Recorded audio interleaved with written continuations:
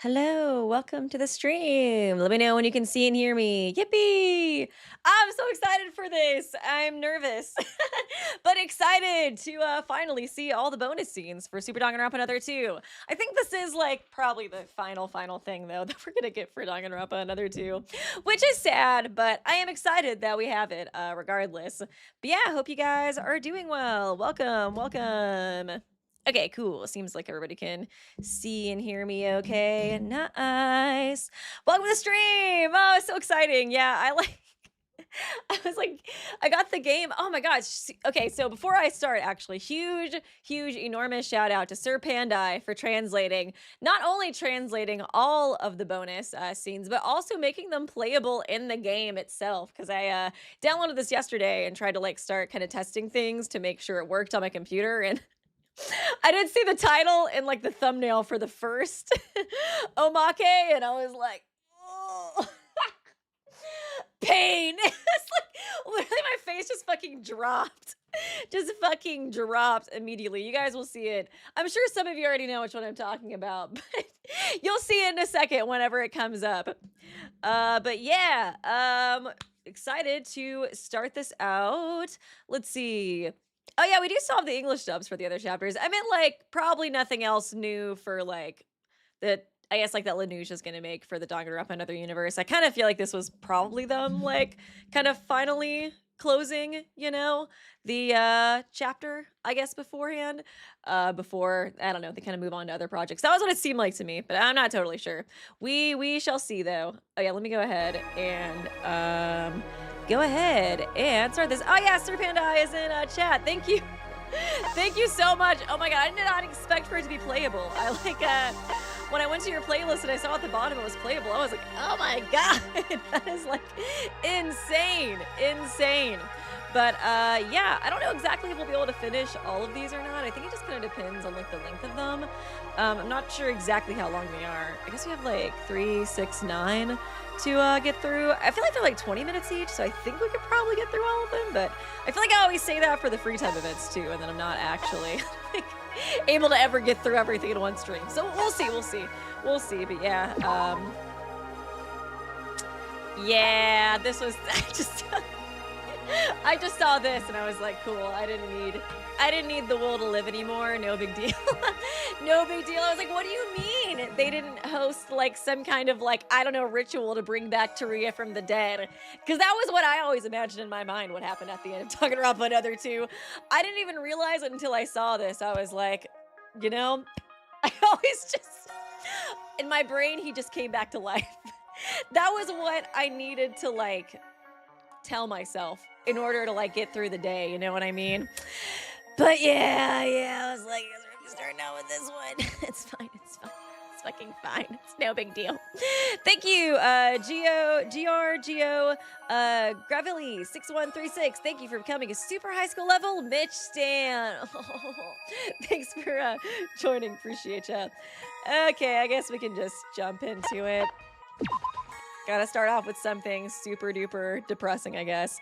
Would you like to view the story? Not really, but I guess we're gonna have to. Oh, Maddox Hess is in chat too. Welcome. They're the person who made my like sprites too, which are amazing. This is all. I'm gonna pretend this is an AU. This is an AU where they don't bring him back to life. Because in my brain, he's still alive. He'll always be alive. And thank you, Milkshake the Vaporeon, for being a member for 1 month. I cried watching some of these. Thank you for the content. Oh, God, I know. I was like, I feel like this one, I was like, it might be hard not to cry during this one. I'm so scared. Well, I gotta see his funeral service. Like, are you fucking kidding me right now? We'll see. Okay. Thank you, Weirdly Hopeful. Recently finished STRA 2 for the first time through the VODs. Then LINUJ came back to life and released the Omakes. I'm blessed by Utsura's luck itself. So beautiful, man. That's nice. You don't have to wait at all for these bonus modes, which is super duper lucky. And thank you to Find Obsessed for becoming a part of the Kinjou cult twice. You just love and stand Kinjou so much you had to join 2 times in a row. Based. Thank you, Teruya Otori. Oh wait, not thank you to Rudy Otori because you're dead. You can't really do anything. But thank you to Find Obsessed. A finance executive of the Kizurogi organization and a 79th class student of Hope's Peak Academy. Although he himself never thought he was exceptionally smart, with his innate understanding of business and his mathematical talent, he rose to the position of the ultimate merchant. After enrolling at Hope's Peak Academy and thinking that nothing but success lay ahead of him, he became entangled in an unexpected incident. He came to experience a hell where life and death hang in the balance. God, I miss him so much. Now widely known to the public, the biggest, most terrible, despair inducing incident in human history. As an experimental preliminary stage of that event, the killing school life imposed on the 79th class. Otori survived that. It's the fucking worst part. He survived all that just to fucking die again. And thank you, Super Computer. Work might distract me some, but I'll still be here in spirit for peak. Oh, thank you so much for stopping by. I hope you have a good day at work as well. And I am excited to see, excited but scared, yeah, to see what all of this has in store. Oh man, I feel like we're really starting out strong with this. No, he had survived. Why do I feel like this is Kinjou talking? I feel like this is gonna hit him the hardest. Because he was like Kinjou's little apprentice. Kizurogi's agents. Mr. Otori. He really was a pitiful... Fuck you. He was not a pitiful person. He was the best person to ever fucking live. He really was a pitiful person. I know, right? After sacrificing so much for the organization, for him to end up going like this... meaninglessly. I don't like these agents. Can we kick them out? Can we kick them out? They're disrespecting him. I actually liked... What the fuck? Why is everybody fucking disrespecting? You know, I know everybody fucking hated him, but I actually liked Mr. Otori quite a bit. Why do you have to word it like that? Excuse you. Can we all just kick these fucking ungrateful Kizurogi agents out of this funeral? Kinjou, get locked and loaded and come in here and start shooting him down, bestie. Dude, you know if Kinjou overhears him, he will start. He will start. And thank you, Andrew Sure. Hey, Weeby. I know it's a bit late, but which one of the Omake stories are you looking forward to? I really haven't looked into any of them, to be honest. I wanted to go in as blind as possible, so I don't really know exactly what's in store for me. When I did see the preview for this one when I booted up the game yesterday, I was very interested in starting this one, but yeah, I really don't know too much of what's in store, so going in super duper blind. And thank you, Wolf Allen. Hey, Weeby, it's actually my mom's birthday today. Oh, thank you so much. Happy birthday to your mom as well. Hope she has a wonderful day. Okay, let's get back to these fucking disrespectful agents. I actually liked Mr. Otori quite a bit. What are you doing here, Kazuna? It took place immediately following the Utsudo-shima incident. I really do feel like I'm Kinjou right now. After barely managing to apprehend the masterminds, the Kizurogi organization was preparing to return to their own everyday lives once more. Make them, exactly! Make them so comfortable, Kinjou. They need to be comfortable at this funeral. As part of that process, they must bid farewell to Otori, an executive of the organization who lost his life in this incident. I still think we can bring him back. The funeral of Mr. Otori Teruya, attended by the most members of the Kizurogi organization and those connected to them. However, beneath the surface, there were also voices that could not simply accept his death. Me. I'm like, me. Literally right here. That rumor, is it really true? What, that the director abandoned Mr. Otori? Oh yeah, didn't Kinjou do something kind of snaky to him right at the end too?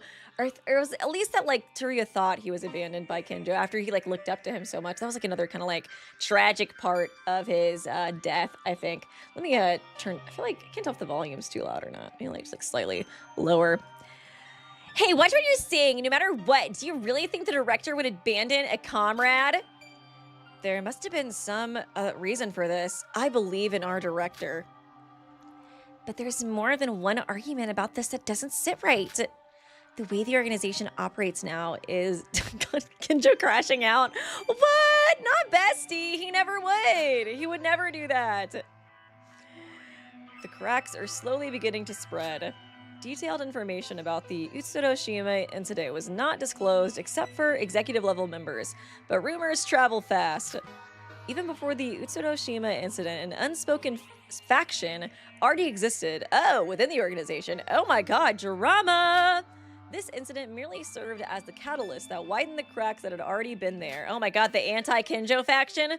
After tremendous effort and hardship, the Kizurogi organization eradicated the worst criminals and protected the peace of the world. but far too much was sacrificed to achieve it. Yeah, he's a little crazy, but it's whatever. They ended up losing far too many things, great things that could never be replaced. It's only natural that the members of the organization would be confused in a situation like this. It was hardly unreasonable. All I know is I love and trust Kinjou with my life. Whatever he did, I'm sure it was justified. Come in. Oh my god! Oi. See, look at him! He would never do anything wrong! Oh, Makaru too! Oh, she looks so cute! Dude! Oh my god, it's like all coming back to me. Did her and Teruya have like a romance or something? Or was it kind of implied at the end of Danganronpa Another 2 that they had like a romance? Or like she seemed really, really torn up about his death. I feel like there was something there, but it's been a while, so I can't remember 100%. Man, I should have refreshed my memory. My memory is... What the... Okay, Zachary banned. God, he looks terrible. Excuse you! I was like, okay, mods, get on it. Nothing. No words against Kinjou shall be spoken. We are the Kinjou cult here. Excuse you. For an ultimate police, he's pretty protected. Yeah, but he's pretty, okay? Pretty privileged. Do we not understand this? Makaru, this is unusual. Coming all the way here at this hour. God, she looks like she's probably drunk or something. I feel like that's why her face is so red. Like, trying to drink away her, like, I don't know, her, like, sadness, you know? Are you working immediately after the funeral? You know how it is. There's no such thing as time to rest. The director's office, its plain, unremarkable chair and desk.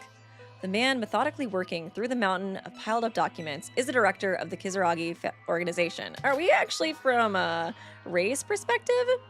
Hope's Peak Academy, Class 79, the former Ultimate Police Officer, Kinjou Tsurugi.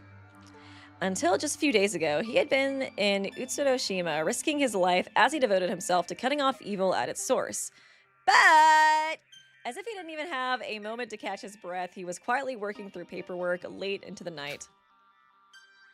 A woman who spoke to Kinjou without hesitation. Of course she doesn't hesitate, girl. The head of the Kizurogi organization's intelligence division, the former ultimate professor, Makaru Rei. She is a fellow Class 79 member, including Otori Teruya, whose funeral was held that day, and someone who survived that scarring battlefield alongside him. I know they gotta feel terrible. Mikado Sonoji was certainly evil, but the world is still filled with evils. Both great and small. Here he goes back in his light Yagami shit. Kinjou continues to work through the paperwork without even sparing a glance for Makaru as she enters the director's office. For our sake of Otori as well, we cannot afford, we gotta kill people. Kill more death. You've got some nerve saying Otori's name. If it were me, I wouldn't even be able to hold my head up. She's like, resign in disgrace, you little bitch. I know she's about to read him. Read him to fucking filth. The fountain pen in Kinjou's hand, which had been signing document after document, paused for just a moment.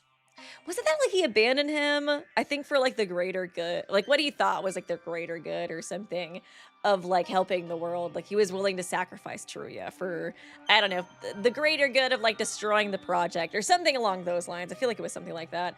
And thank you, Mithanita. The fact that they're the only two of their class left, I know, right? It's so depressing, dude. It's so depressing. Makaru continued speaking, glaring straight at Kinjou. As the Kizurogi organization's intelligence officer, I understand that better than anyone. But, as a member of Hope's Peak Academy's Class 79, I cannot accept it. Oh, she's getting pissed! As a member of Hope's Peak Academy's Class 79, you shouldn't have done that. Tell him! Makaru, have you been drinking? Only then did Kinjou lift his gaze from the documents and look at Makaru's face. Unlike her usual self, Makaru's appearance was somewhat disheveled, and her face seemed slightly flushed. That's not like you. Even if it's outside working hours, drinking within the organization is. Just for today. Let her have a drink today, okay? You know, the love of her life just fucking died. Leaning her back against the wall of the director's office, she stared blankly up at the dull white ceiling lights. Just for today. If I don't do this... She's so real. She's so fucking real. If I don't do this, I swear I'll kill you for real. He's like, yeah, I know you'll do it. What makes me really furious is Otari, the guy we abandoned. That even in the afterlife, he probably wouldn't resent us. I know, he was such a cutie patootie. Kinjou noticed that Makaru's voice was gradually rising. That's enough, Makaru. You're not in a good state. You need to go home. Oop, now the volume's too loud. That guy, even if we had tried to protect him, he would have stepped forward and chosen to sacrifice himself anyway. Even if we used him as a disposable pawn, he did it so that we wouldn't have to feel guilty. I know, dude, he was the best. I said that's enough! He doesn't want to hear the truth. Unable to hold back any longer, Kinjou shouted, and he immediately regretted it. He should have kept his composure. Having observed Kinjou up close for so long, Makaru had no hesitation in digging into the vulnerable parts of his heart. No, she had no hesitation clocking his ass. Yeah, Kinjou Tsurugi. I came here today to tell you this. That Makaru Rei, a member of Hope's Peak Academy's 79th class, no longer exists. I thought she was going to put in her resignation. Honestly, I thought she might be like, I'm leaving for the anti-Kinjou faction, bitch.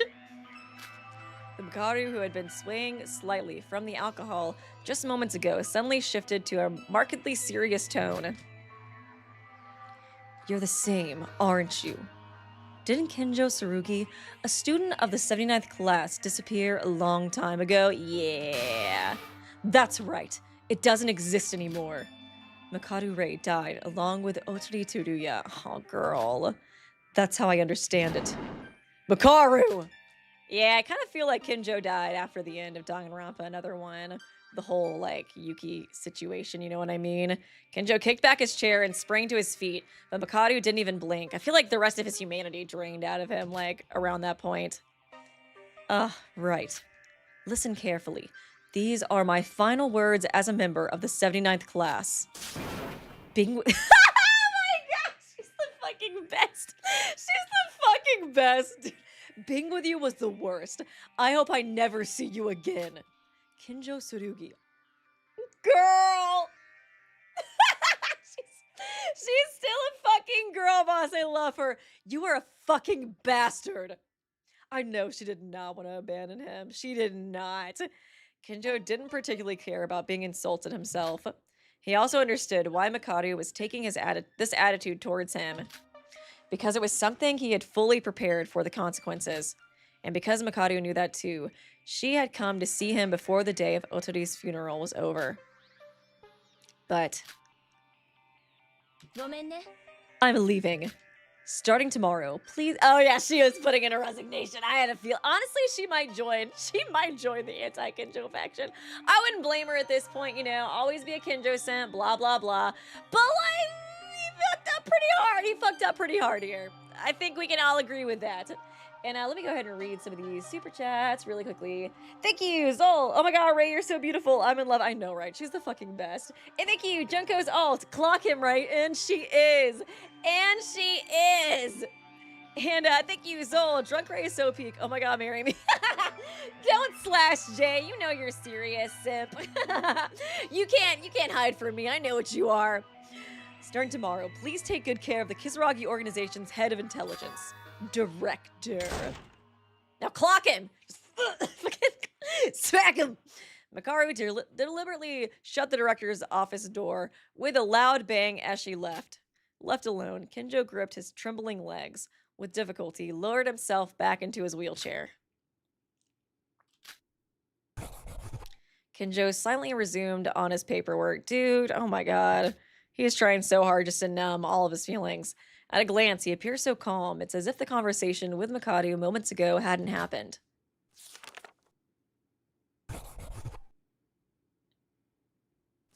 I feel the crash out coming. Oh no. And so a solitary overtime work continued.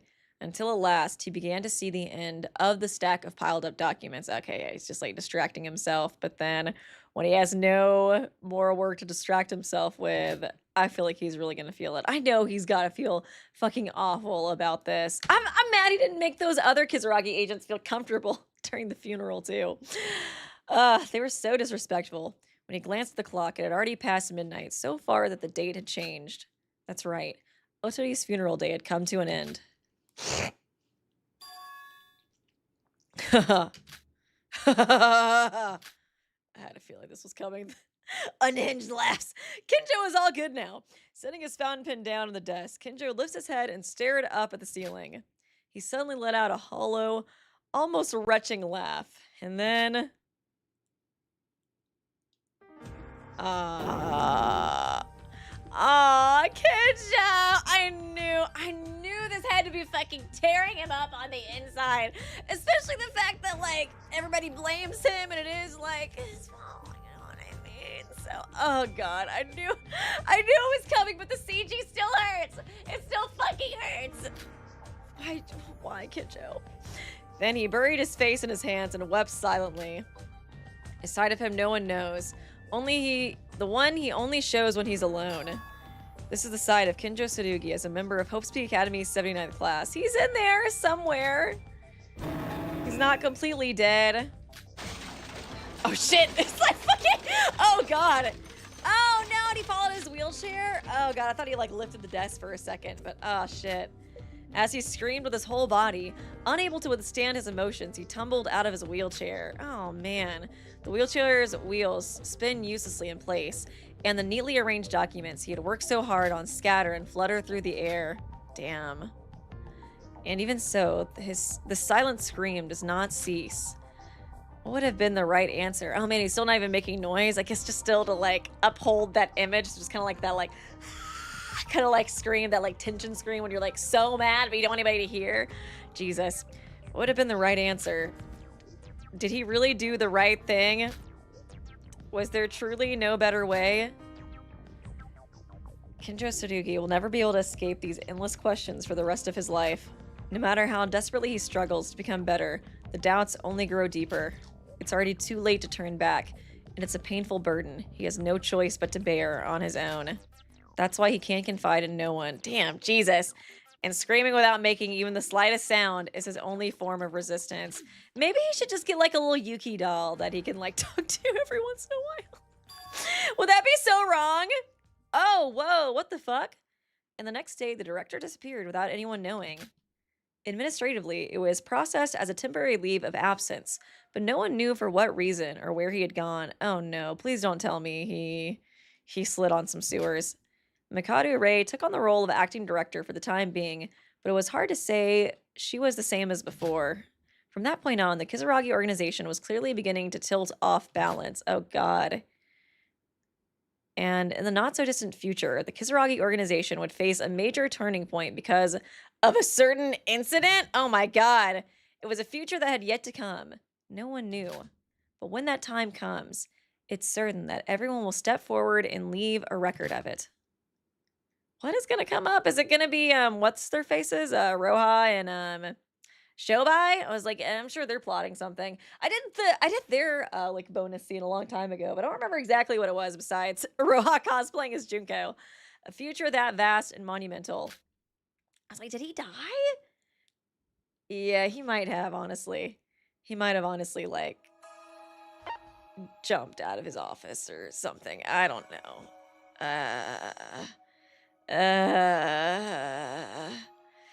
Sequel bait? Did Kinjou go find Yuki? I'm gonna tell myself because I was thinking it was a sewer slide, honestly. Oh, this one looks cute. Hopefully it's a little bit more uplifting than the last one. The last one was really depressing. Oh my god. Thank you, Junko's alt. Kinjou not losing a challenge impossible. Yeah, I had a feeling he was gonna crash out after everything that happened and like after how close he was with Teruya and how much like Teruya like looked up to him and stuff too. I was like, I don't see him not caring or being able to like bury that like emotion that deeply. I do wonder what happened to him. Yeah, if he did like run away or if he died. I was honestly thinking the latter, but well, we'll see. We'll see. The voidlings. I'm dead. It does seem like we're getting a little bit of a voidling update. I was like, maybe even if they don't, like LINUJ doesn't make Danganronpa another 3, maybe they'll keep updating like the world. I guess we'll see what happens or kind of like what is revealed. Oh god. Melody Rhythm Tour. I feel like Super Computer's probably looking forward to that one. Can I skip that one? I don't want to go on tour with them. Oh my god. I feel like I'm gonna get cursed for the rest of my life. Okay, file 2, suspicious contact. The children of the Utsuro struggled to find Utsuro's whereabouts. That day, their search was meaningless, and they were beginning to lose hope until they received a mysterious call from a mysterious man. Okay, let's see. Oh my god, I'm so excited to see more of Aroha. I love her. My queen. This story takes place before Danganronpa another 2, right? Because I think they're all dead now. Yeah. All of them except for Aroha. Become a king, Nikei.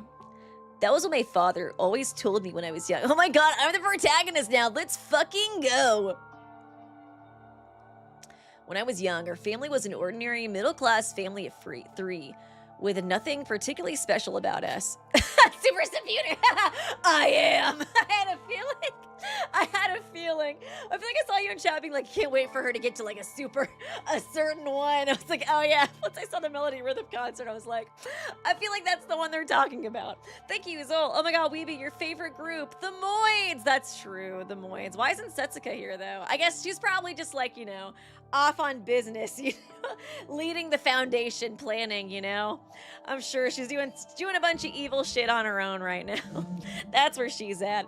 My father overran his background and became a major figure in the political world through ability alone, and as a result, he had fallen into an extreme elitist ideology.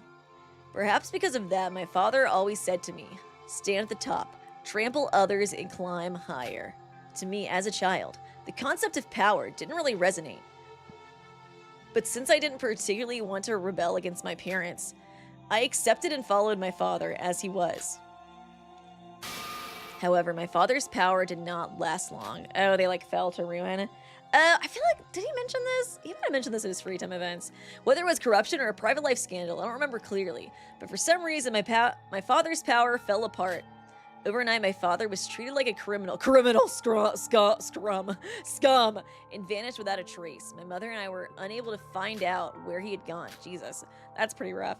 It was something I only learned later when I had grown up, but apparently it had been a mix of misunderstanding and false accusations, but... Yeah, right. I'm sure that's what your dad said. They said I was avoiding taxes, Nikei. I would never do that. I only avoided like 100K in taxes. Give me a fucking break, liars. Caused by malicious news articles. Fake news, Nikei. It took a long time for the truth to come to light that by then no one remembered. Oh, was it actually not real? No one remembered anything about my father anymore, nor did anyone care. Okay, was it actually a lie? I just assumed his father was BSing. I didn't understand it at the time, but I think they called it guilt by association. My mother and I, who had done nothing wrong, ended up suffering all kinds of contempt and harassment, simply because we were the family of a corrupt politician. Okay, it makes more sense why I became a journalist, though. As a result, my mother, who had quietly trusted my father and supported him, eventually became bedridden from extreme stress. Jesus, man. That's pretty horrible. True or false? That makes sense why he was so obsessed with becoming a journalist. I guess so he can, like, seek the truth and not allow for, like, I don't know, corrupt, like, news organizations to succeed anymore. Listen carefully. Mom is going to go on a trip far away for a little while. Have you ever heard of Mexico, Nikei? It's a very, very far away place, and people in this universe usually don't come back from there. Mom, where are you going with your condition like that? Don't go. Don't disappear like Dad did. Oh, God, that is really so sad. Don't worry. I'll be back soon. Dad will come back. Girl, you're just lying to him now. Dad will come back soon, too. Right now, he's just gone for a little while to clear up people's misunderstandings. To get some milk. When exactly is soon? Yeah, I can't say for certain, but just like Dad said, if Nikei becomes a king and becomes someone who stands out, no matter where the world is, Mom will come back by then, so become a king, Nikei. Oh man, poor Nikei, dude. So sad. It's nice to finally kind of get his story in full, though, because I feel like we've seen hints of it, but I don't think we've gotten the whole, you know, story. With those words, my mother set out on a journey from which she would never return. Even as a child, I could not understand that my mother had passed away. That's so sad, dude. The words about coming back were just meant to reassure me. Jesus. Even at my young age, I couldn't understand that much. Man, even he knew. Even he knew it was a lie. Why did my mother have to die? Why did my father have to take responsibility and give up his power for something he didn't even do? Only after losing everything did I finally realize that power carries both light and darkness.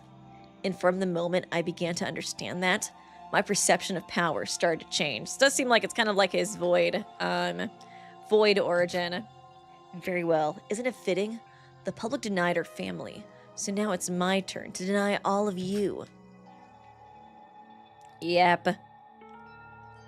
Thus, after my mother's death, I let go of everything and became a journalist. I became a journalist, just like what had happened to my family in the past. Oh, and began to falsely accuse others and bring them down. I was like, he wants to be a journalist to make sure it never happens to anybody else. Nope, total opposite. Why would you think that highly of me, Weeby? Remember, I'm a fucking void. A moid, bro. And thank you, Wally. I bow to you, my king. I love you, Nikei. Yeah, Nikei honestly is great. I do like him a lot as a character. I really liked his trial and stuff, too. It is really good to kind of see his backstory, you know what I mean? And thank you for the donation. Appreciate chat. Oh, wait. I pressed the wrong thing. Okay, there we go. Ironically, these actions elevated my reputation, and by bringing down others, I gradually began to draw close to the throne. Got a job at TMZ. I was like, yeah, I think I do remember now that, yeah, he was like a very salacious journalist. I think that was highlighted a few times in Danganronpa and other. If I become a king, if I rise above everyone else by trampling over them, my mother might come back. Oh God, baby. I didn't truly believe such hollow words, but at the very least, I might be able to fulfill my mother's final wish. With that in mind, I continued to aim for the throne and began walking my own path to kingship. I guess it kind of makes sense. He has nothing to live for anymore besides, like, accomplishing that dream, so he's just like, who cares? Who cares who I hurt on the way, you know? It's like, I've experienced more pain than anybody else will ever have to experience, that kind of thing. However, in reality, cruelly enough, not everyone could become a king. With an utterly ordinary talent, no matter how hard I tried, I couldn't win against those truly born with exceptional skills. The truth was, I knew it. That I couldn't become a king just by writing articles that slandered and brought others down. I gotta sell my soul to Mikado, too. The media industry was harsh enough that a child orphaned and barely attending school could hardly survive. No, I have to be the best. I have to become king. My mother's last words had, before I realized it, become the purpose of my life. If I failed to fulfill them, my life would have no value at all. Yeah, I'm sure it's like in a way he feels like, I don't know, like this is the only way to stay like connected to her, like trying to like fulfill her final wish. It's really sad. And thank you, Zol, Nikei versus Vox. Who wins? Probably Vox so far. I feel like Vox is really good at manipulating people, honestly. I kind of feel like Vox is the type of person he's talking about having a hard time competing against, to be honest. But I can't remember how much more powerful he gets when he becomes a void, so we'll say. We'll see. Whether this was a desire born from my personal vengeance or the family I had lost, by this time, even I could no longer tell.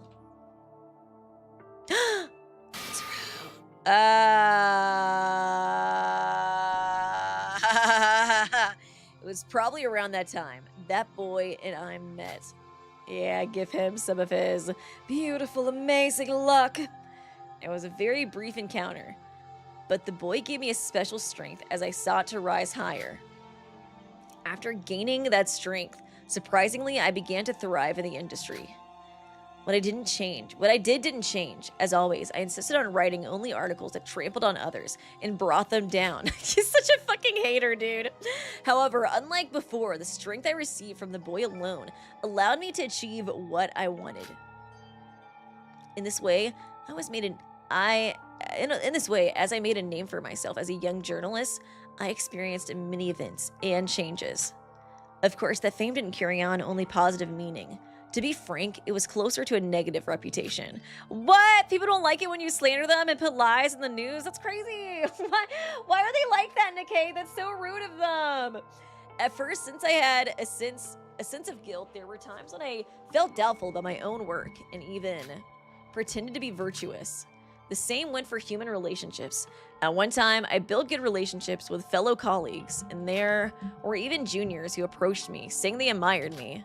But my trust was betrayed, and as I felt the coldness of the industry I was a part of, I gave up even that.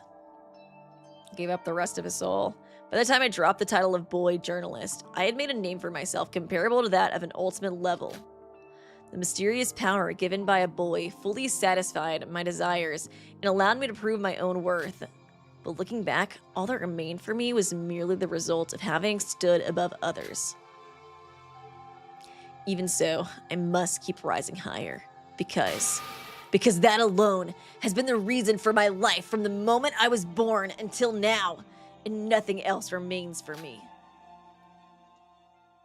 I do feel really bad for him. I feel like he just needs somebody to like love and support him. Maybe he finds some love and support through being with the voids. Maybe that's where this will become cheer. It's like, are any of these gonna be happy? It's like, why did I think that like any of these would be happy? I just thought it was a little cute picture for the thumbnail for this one. Like, maybe it would be kind of like cute and kawaii, but nope, it's super fucking depressing too. Thank you, Jack Garland, 78. Hey, Weeby, never played this game. I have no idea what the heck is going on, but I'm enjoying trying to piece things together. Oh my god, Jack! You have to play Super Danganronpa Another 2, or at least watch my streams for it.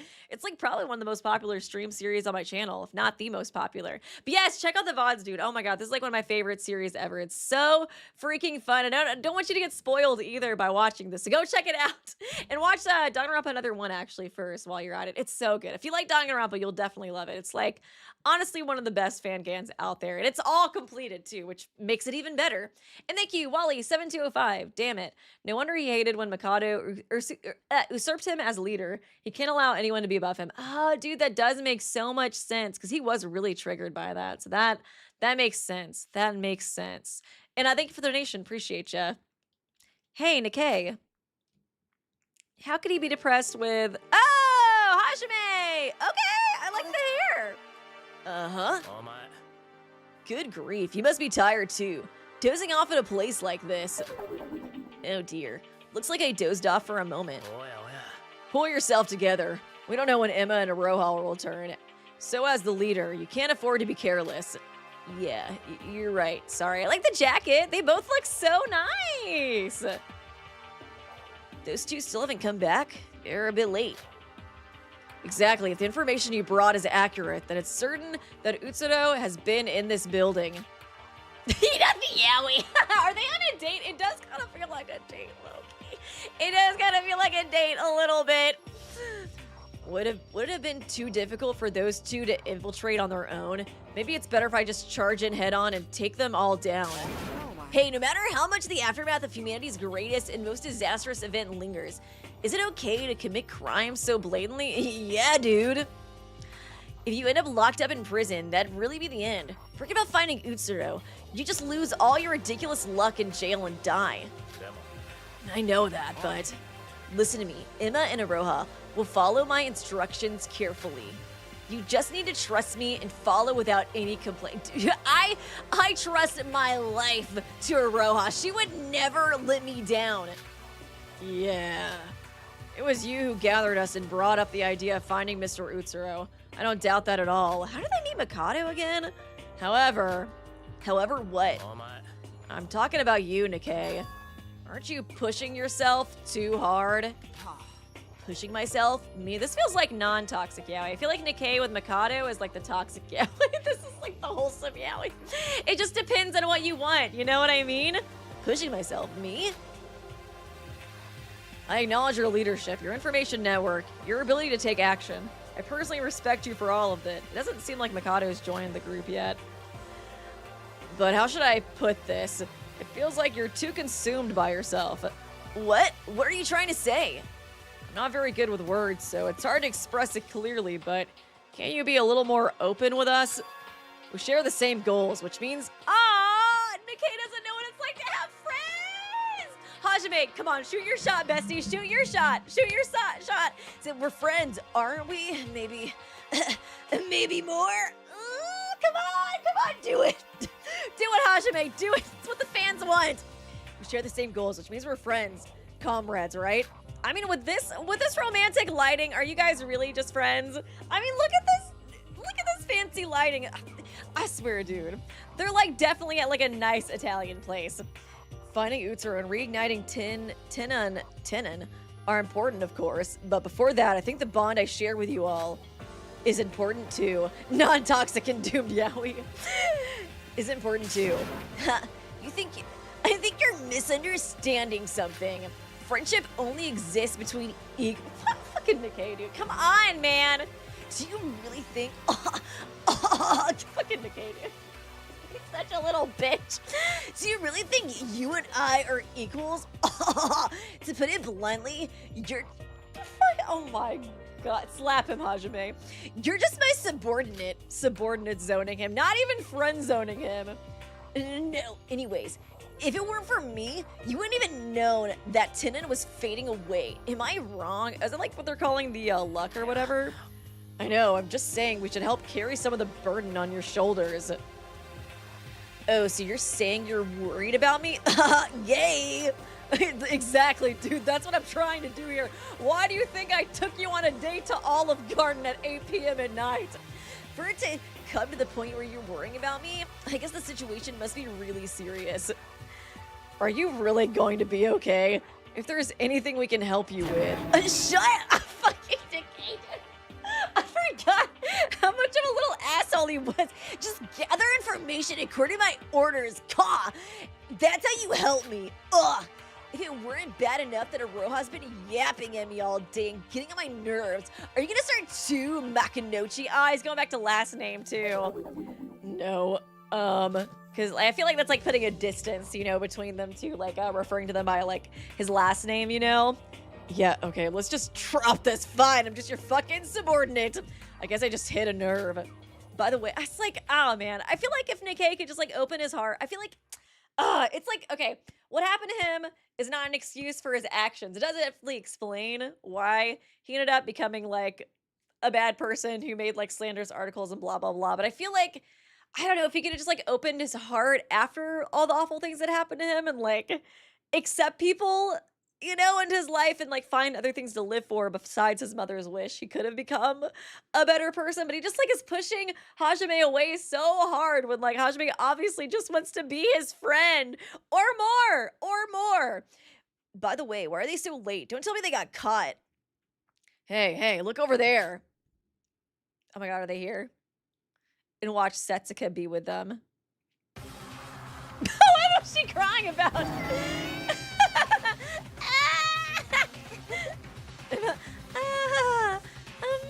We failed. I guess we failed. Emma, Aroha! Hey, you guys!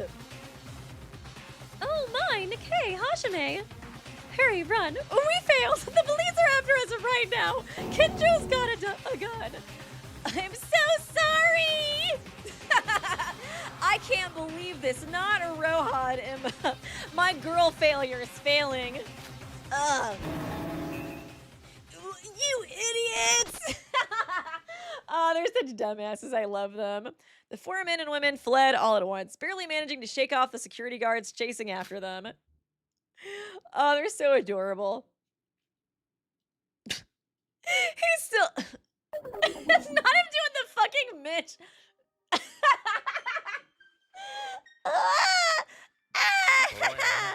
Hey, stop crying, Aroha. These things happen. I feel like the rest of them are like family, besides him trying so hard not to love them. He's like a dad who's like really into like toxic masculinity and like doesn't want to admit that he loves his kids. I feel like he's kind of giving me that. Also, I kind of want to move this box so it's not covering up the text so badly. Yeah, let me put it right there. I think that looks better so you guys can actually read the text while it's on screen. Let me read some of these donations too. Junko's all, God dang it, Nikei, why don't you invite Setsuka? I know, right? How rude to leave her out. Low-key, I did want her to show up and be like, it's me, the actual leader of the Voids. And thank you to Find Obsessed. Nikei needs to speak to Serpentras. I know, he just needs to learn that it starts with sorry, you know? we need Charlie to sing in the song. Hopefully she'll visit him in Mexico. Hey, stop crying, Aroha. These things happen. Hajime's so nice. I'm sorry. So Aroha lost her footing. That's how she fucked it up. Tripped and pulled out the main power cable, and that's how you got caught, and everything fell apart. Is that it? Ha! Yeah, for the record, I didn't do anything wrong, okay? My acting was going perfectly. Just so you know, it's all Aroha's fucking fault. Why did they let Aroha in their group? I'm sorry! But Emma, can you see the cable from where you were standing? If you'd said just one word to me, this wouldn't have happened. They're all such little turds. So, like, honestly, this is kind of like way more your fault than my fault. What? No, it was my fault. It's my fault, okay? More importantly, this is bad. If this place was a failure too, then we really don't have any leads left. No, Hajime. To be precise, it was only dangerous because we got caught. But we definitely did access the information Nikei mentioned. Really? Then were there traces of Utsuro's movements? Well, there were, but it was more like he just briefly passed through this facility. It was hardly enough to call it a real trail. Then where did Utsuro go afterwards? We don't know. Damn it! Nikei, what's going on? This isn't what you told us. You said this time it was certain. So Emma and I risked ourselves to sneak in. So really, this whole failure is your fault when you really start like to think about it. How are you going to take responsibility for this? I love her. She's such a brat. Shut the hell up. This can't be happening. It can't be. This is supposed to be solid information this time. They are such a dysfunctional family. Don't tell me, is Utsuro deliberately erasing his own tracks? Isn't there any other way, Nikei? We can't let it end like this. There has to be some kind of breakthrough. Oh, a text. From a certain magician. I've been watching you! Nikei, I think you just got an email. What? What is this? It was sent to my alternate account? No one should know about this account except for you guys. This is the account I use to favor my BL stuff. Who sent an email to my alternate account? No, everyone's right here. There'd be no reason to send an email. Doesn't it list a sender? Who's it from? Let me check. Wait, who the hell is this? Little wizard hat emoji. Come on, show him. Mikado? Sonoji? Yes! I feel like it's gonna end right there, though. I want to see their first meeting with him. Don't do this to me. No! Damn it, LINUJ! I knew you would do that to me. Damn it. Damn it. Also, I am kind of curious. Do you guys want to rewatch the Queen of Despair one? Since, like I said, I definitely reacted to this before, but I don't remember, whatchamacallit. I don't really remember too much about it. So maybe I'll do a poll for that one to see if you guys want to do that. They never met him in person. He was just an AI. Oh, it's been so long since I played this. I kind of forgot. Let's see. Let me do a poll. Watch Queen of... I feel like you guys... I can always do it at the end. Spare. Yes, no. Let me put do it at the end as an option. Do it at the end of stream. I think that sounds good. We'll do a poll. I like doing polls. It's kind of fun interacting with you guys during the screens. During the streams. The screams. The screams of the children. Thank you, Wally7205. God, the boy group will always be peak for me. I know, they're so fun. They really are like a dysfunctional family, man. They really are. They're the fucking best. I love, like, I feel like Nikei does love them. I feel like he did do something kind of soft when he was on his little date with Hajime. But he kind of tried to, like, cover it up last minute. Like, it's not like I care about you, Baka. I feel like he did have, like, a little tsundere moment, you know what I mean? But, I don't know. Okay, seems like a lot of people are saying do it at the end. Pretty, oh my god, it's totally split between yes and do it at the end.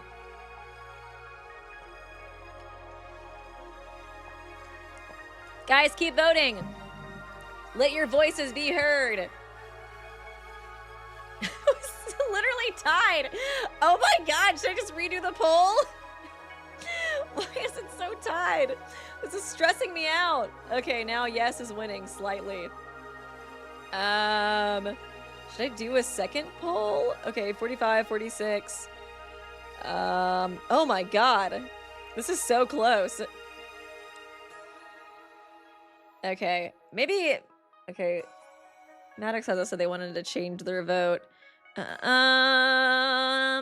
like, should I do, let me redo, okay, let me do a second poll with just 2 options. Okay. Watch Queen of Despair! Despair! It's misspelled queen. There we go. Queen of Despair. Now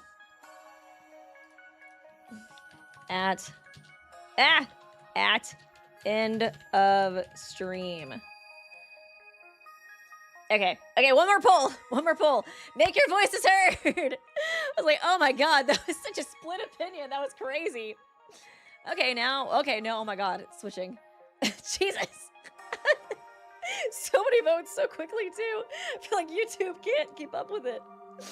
Okay, it does seem like at end of stream is now winning a lot more. I feel like a lot of people just kind of clicked now, like, quickly, and then didn't really maybe like think about it as much. Like, oh, actually, maybe we could just do it at the end of the stream. That was kind of what I was initially thinking was the way to go. Just because we have already played it before, and I do want to revisit it, because like I said, I don't remember it super duper well, but yeah.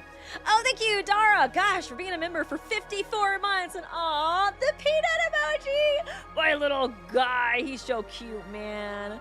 I was hanging out with him earlier.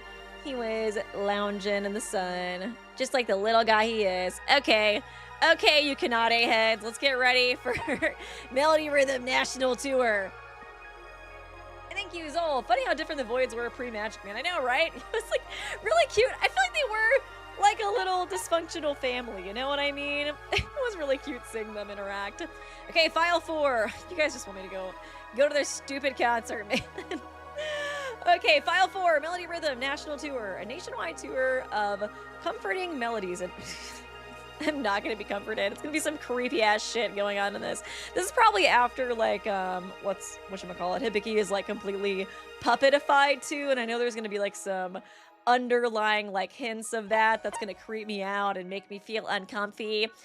Spreading hope from a world plunged into despair. Someone comes to visit the twins, the symbol of next generational hope, and the super popular band. Okay.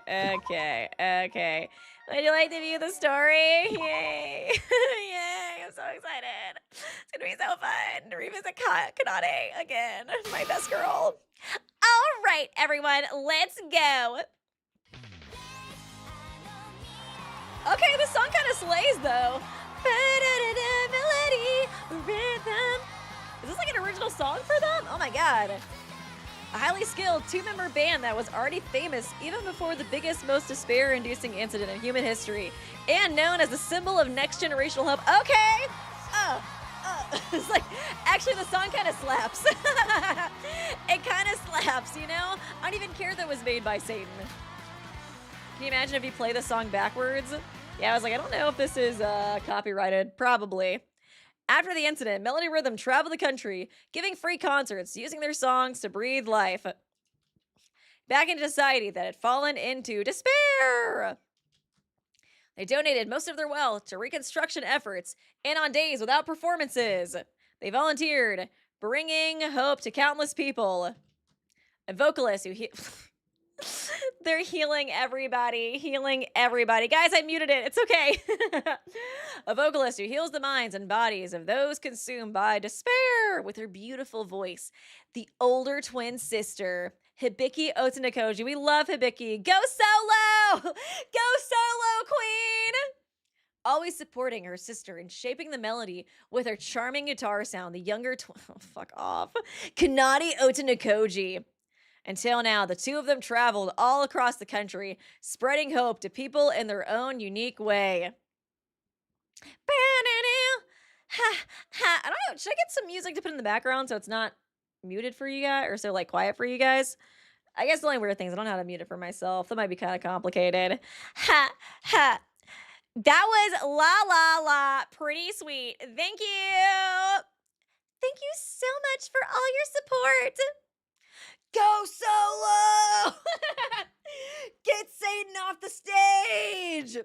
crowd's passionate cheers resound throughout the concert hall without showing any sign of failing. Only after finishing about 3 encore performances were they finally able to step down from the stage.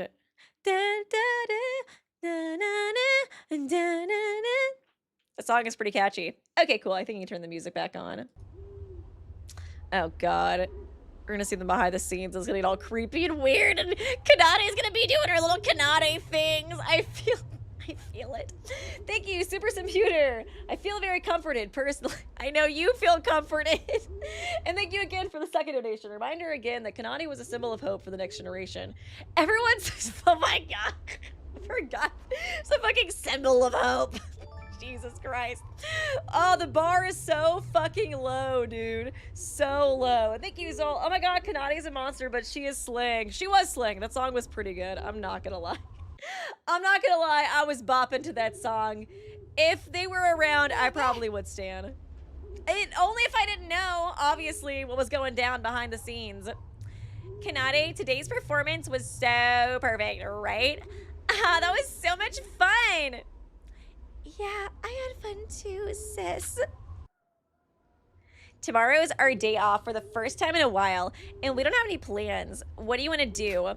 Should we go on a little day trip somewhere? Yeah, sounds good, sis. She is doing the face. Since we're already in Tohoku for the tour, we should swing by Hokkaido, soak in a bit of a hot spring, and then head down to Tokyo.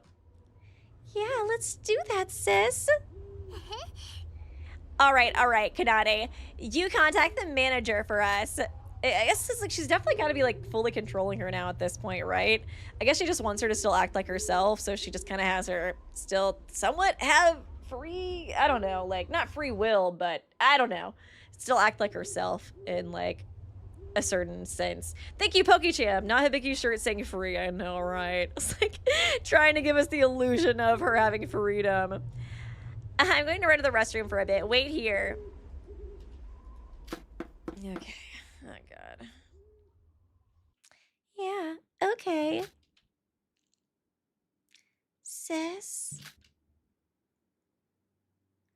The always energetic and cheerful Hibiki and the timid yet quiet and gentle Kanade. At first glance, it looked like an ordinary conversation between sisters, and their image wasn't much different from how the public perceived them. However, their conversation felt somehow strange. It looked like they were having a conversation, but metaphorically, it was like someone talking to an automated response machine. If you listen closely, it was a conversation that carried an unmistakable sense of unnaturalness. Yeah. Something feels off. Oh, Shoba! Hell yeah, baby. Well, there's probably no need to think about something like, damn, these girls are giving me the creeps. I wonder why. I don't entertain trivial doubts about the request I receive. That's how I work, and it's both my belief and my value system. The target had been designated by Makoto Sonoji. This time, it's the twins from that famous band. I had a feeling this was like maybe right before they got captured. Compared to the firefighter guy we kidnapped last week, this is definitely a piece of cake. Ah, Shinji! Something feels off. Those sisters. Is he gonna spy on them? See Kanade doing some weird shit, be like, what the fuck? Can I just kill these people on the spot, Makoto, and still get paid, please? There's no particular reason. It's purely a gut feeling. Honed through years of working as a broker, being in the black market and stuff. First of all, the older sister is far too defenseless. If she's a celebrity, no, even if she's not, people these days are usually much more cautious. Yeah, they don't have like any security. No matter what anyone says, Kanade's like, I can just take care of anybody who comes to us. It's no big deal. That incident, the world's complacency about safety completely collapsed. And yet, despite that, she's the so-called next-generation symbol of hope. Her face known to everyone, and still, she shows absolutely no caution. At this rate, even an old yard dog would be more alert than she is. On the other hand, the younger sister has absolutely no openings of her own. It's strange.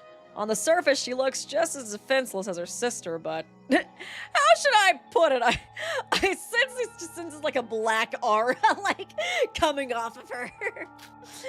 It's like there's an invisible killing intent about her. Is she really just an ordinary person? My instincts are screaming at me that attacking and abducting that woman wouldn't be easy, even for me. That's why I'm tailing the sisters. If it weren't for this unsettling feeling, I would have kidnapped them long ago without bothering to follow them first. It is true that they would look like such easy targets on the surface, but they're not at all. They split up. Based on the information I received beforehand from Mikado Sonoji and my own observations of the two, it seems they truly care about each other. In particular, the younger sister seems extremely attached to the elder one. Got a little weird vibes sometimes, too. Little incesty vibes. In that case, perhaps I should target the older sister first. No matter how extraordinary she may be, if her family is taken hostage, she's bound to show an opening. Shall we make a move now? Let's see Kanade lose her absolute mind. Start going ninja. Just get her nunchucks out. How the hell does he successfully capture them? That felt refreshing. More importantly, this short is hilarious. I should go show it to Kanade. Oh my god, scrolling on TikTok while taking a dump. So relatable, Hibiki. Then, there we go. Eek! Keep quiet. If you make a scene, I'll cut you. Huh? I told you to be quiet. I'm not saying it twice. Poor Hibiki. After finishing the grueling performance, the older sister's relieved expression twisted in an instant. The older sister, paralyzed with fear, seemed so shocked she couldn't even think about screaming. Without me saying a word.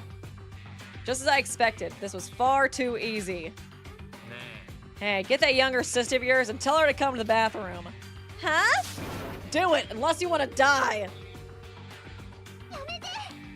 Kanade, are you going after Kanade too? No, not my goddess. Sure, what's your goal? Sir, what's your goal? I can give you as much money as you want, just please. Not Kanade. I hold no grudge, this is just business. I'll give you 5 seconds. Open your phone and send an email or make a call. Okay. I feel like she already senses it. She already senses that something has gone amiss, Kanade. She's gonna, like, levitate into the room with her eyes glowing. Then fucking, like, Kamehameha shooting out of her hands. What the? Yeah. She turned her off. In an instant, the atmosphere changed. The twin sister who had been talking to me just moments ago went completely limp, as if her Bluetooth connection had been cut. At first, I thought she had lost consciousness, but that wasn't it. She's aware, yet there's no self. Oh my god, dude. Poor Vicky. That's how I should put it. What the hell is this? Up! Kanade's here, bitch! Please. Open your eyes, sir. How the hell did he fucking survive this? I'm dead. I fucking knew he's gonna wake up like tied up her with like a knife. So now you're the one who's captured T. Is he gonna strike a deal with her? Is that the only way to get her to join the killing game? Because I really am like, how the hell did he successfully get them? I love that he thought they would be easy too. He was like, these guys should be easy. You thought, bitch. Oh my god. Thank you, Super Computer. The free and love shirts are so wild on the human puppet and the world's most hateful person. Yeah, for real, dude. That is wild. The symbolism goes crazy. And thank you, Zol. I'm just waiting for a Kanade jump scare. Well, here it is, bestie. I mean, she looks so cute though. Come on. It's not really a jump scare because she looks so kawaii. So you finally come to your senses, huh? You are. And this is my warehouse I kill everybody in. As soon as I came to my senses, I pulled out a knife and tried to stab the woman who was right by me, but I immediately realized that all my limbs were completely restrained. Super computer. I'm so evil. Why so hot? I agree with the comments. Prison, jail. therapy, actually. You know what? Not prison, but therapy, Super Computer, because I wish you the best. I wish you the best to get over this addiction. I immediately realized that all my limbs were completely restrained. Despite being restrained, the tingling sensation and stiff muscles made it clear I'd been hit by a stun gun. I'm sorry. It seemed like you were following me the whole time, so I tried to shake you off. You're quite skilled, it seems. It was hard to shake you off, so I decided to turn the tables and attack instead. See? Lemao! What is she even saying? Is she claiming that I was the one attacked? She's not a mob boss. Little do you know, not a serial killer behind an unsolved case. Serial killer behind a lot of unsolved cases, and not even an elite agent from an intelligence agency. She's just an ordinary girl in a band? So, why were you following me? You're the one who was in row C, seat 53 during the performance, right? I was wondering why a creepy old man was at our show. You weren't even pretending to cheer. Fucking fake-ass fan. And more than that, you stood out a lot because it felt like you were giving off a dangerous vibe. Unlike me, because I'm so cutie pie. After the performance, you kept following me. So I sent Hibiki alone to the bathroom. How the fuck did she communicate with her to make her, like, go to the bathroom? 3 taps means you go to the bathroom now, Hibiki. So I sent Hibiki alone to the bathroom, and just as I thought, you bit the bait. What the hell are you anyway? I'm just saying, you know, no big deal. Me? After watching the performance, you still don't know who I am? Of course. I'm Kanade Otonakoji, the guitarist of the famous band Melody Rhythm. Cut the crap! What did you do to your sister? Huh? I don't understand what you mean. I just saved her. I saved her from herself. I clicked my tongue at the younger sister, acting completely unfazed. Sending her sister to the bathroom. That can't be. Her sister went there of her own free will. Is this like psychic communication or something?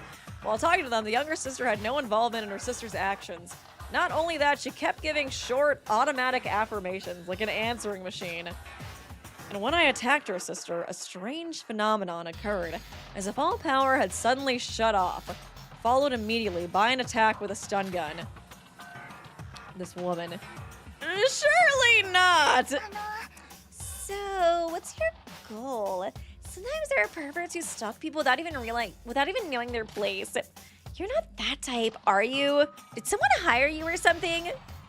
Well, if you don't want to talk, that's fine. Since you've seen Hibiki in that state, I gotta kill you anyway, so whatever. I don't really care.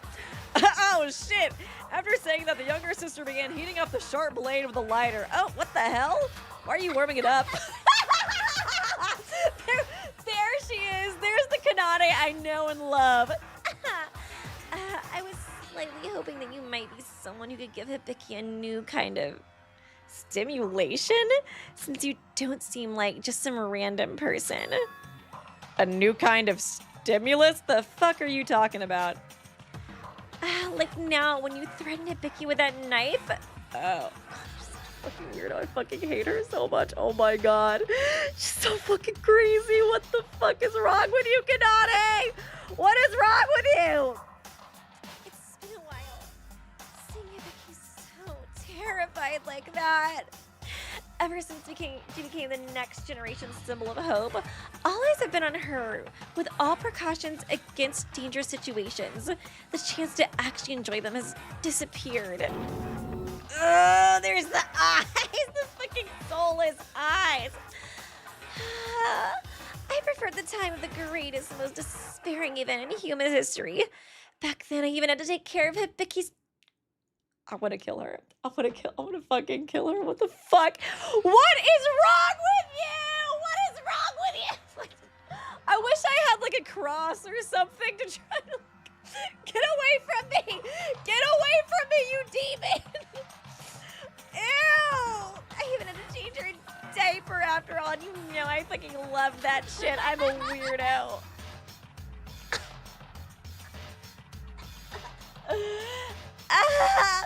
I just remembered it again. This is who y'all simp for. This is who y'all Kanade simps. I need y'all in chat to explain yourselves. Super Computer and everyone else who was agreeing with you guys. This is your girl. This is your girl. This is who you simp for. You cannot fix her. Therapy for you is the only answer. I just remembered it again. Hibiki was really cute back then. So, you get off on cornering your sister and enjoying it. It's not, girl, yes it is. Yes, it fucking is. Don't even play, girl. Don't you fucking own it to yourself. What are you talking about it? It's not exactly, like, just a little bit, okay? It's just that Hibiki's doll-like state has been lasting so long that her reactions are gradually fading, and whose fault is that? And that's a problem. Dreams are like that, aren't they? Once you achieve everything, there's this sense of emptiness. Do you know what I mean? I had a feeling this is probably how he talked her into it. Like, I can show you some real despair. These days, the judicial system is recovering and the chaos is mostly settled, so it's become harder to give strong stimuli. It's a shame, really. Perhaps in the not-too-distant future, I might have to put my affairs in order together with Hibiki. Honestly, these days, I'm not feeling very happy. Just like murder, suicide! Just girly things! Is that what she means by putting affairs in orders? I wonder if someone might stir up something on a massive scale. I'd be more than willing to help, you know? Where's Junko when you need her? That was my mistake. This woman was far more dangerous than I had thought. She wasn't someone to be taken lightly. She's so fucking crazy. Okay, I'm gonna read y'all's apologist chats really quickly. Oh my god. Let me see. If so, evil, why hot? I think that was the last one I read. Zol! Oh my god, I swear I'm not a simp, but Kanade looks. She's talking about Hibiki's diapers.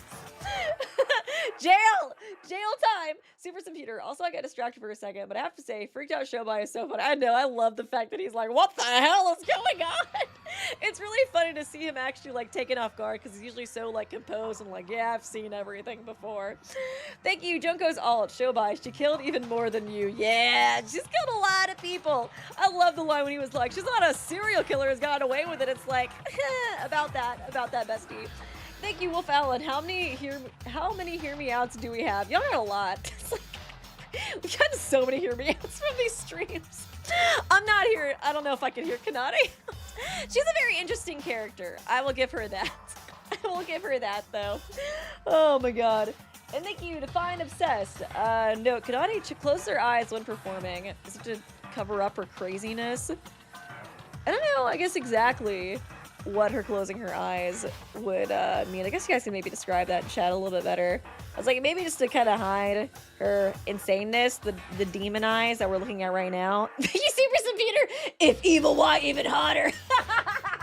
Down. Somebody get a spray bottle. Thank you, Super Computer. Also, I have to say, for real, that diaper line is actually so creepy. Hopefully it's just a metaphor, but it genuinely might not be. With her, girl. With her, I don't think it's a metaphor. I think it's nice if you want to tell yourself that. She's so freaky, dude. She's so wild. It's probably not a metaphor, honestly. Thank you, Define Obsessed. Actually, no, thank you, Define Obsessed. I think you need to seek therapy. I think you need to seek help this chat. I can be a puppet, Kanade. Pick me, please. Therapy is a good option for everybody, but especially for Kanade stands. It's like there should be a therapist who focuses uniquely on Kanade stands and what you guys need in your life to get through this. I'm actually gonna open up a therapy session specifically for Kanade stands, just to kind of work through these issues. Just to work through these issues with you guys. Oh my god, you guys are cracking me up. Thank you, Zol. I never said I'm simping for Kanade. I just found that art cute. Sure. I know what you are, Zol. And thank you, Lady Lid Kids. Someone used Tia Saflin's memory machine on. I know, right? For real. For real. Thank you, Supercomputer. I translated this myself when it came out. Kanani is saying here that she would literally help cause the tragedy too. In case we needed any more confirmation, she's at least as bad as Junko, if not worse. Oh yeah, for sure. No, I think she literally was like, where the fuck is Junko? I want that bitch to come back. If not, I'll do it. I got pink hair. I can put it into pigtails. I mean, come on. I can do it. And thank you, Sean Resendez. This is why Hibiki is the best girl for dealing with this creature. I know, right, dude? I feel so bad for Hibiki. She is absolutely insane, though. You know, I do hate her, but I do love her as well. She's just so fucking entertaining, dude. Everything that comes out of her mouth is just like absolutely fucking insane. That was my mistake. This woman was far more dangerous than I had thought. She wasn't someone to be taken lightly. I don't understand the principle behind it, but this woman has turned her own older sister into something like a doll and is controlling her. It's hard to believe, but it was the truth. Did Mikado Sonoji know? Why did he not tell me? He just threw me to the wolves. Did he keep it a secret despite knowing? I thought it'd be funny. No, that can't be. There's nothing Mikado Sonoji would gain by blindsiding me with something like this. It was simply that this woman had been insane without anyone noticing. But thanks to this woman, who had grown talkative because she thought she was going to kill me anyways, a breakthrough finally presented itself. I can get you some of that despair! Hey, before you kill me, you mind if I take a moment? Oh, what is it? Goes back to being so cutie patootie afterwards. What you just said, hearing that gave me confidence. Maybe I could give it to you, the stimulation you want. I'm not really interested. I don't think someone like you is capable of doing anything all that impressive. No, listen! Maybe a short story, but from what I've observed about you, I'm sure it would be something that catches your interest. Then I suppose I'll hear you out. You literally willingly joined the killing game, this bitch. Go ahead, speak, dog. Yep, and that's how it happened. The New World program. Have you heard of it? Oh my god, she willingly took a Hibiki into the killing game with her. Honestly, that makes sense. It makes sense, honestly. Like, at the end of the day, because, yeah, I would otherwise be like, how the hell do you manage to capture her? Because she's so insane and, like, all-powerful. And thank you, Zol. I don't appreciate the slander, It's not slander if it's true, bestie. I'm kidding, Zol. I'm just teasing you. I'm just teasing you. You guys tease me, so I tease back. Okay, that was fun. Kizurogi!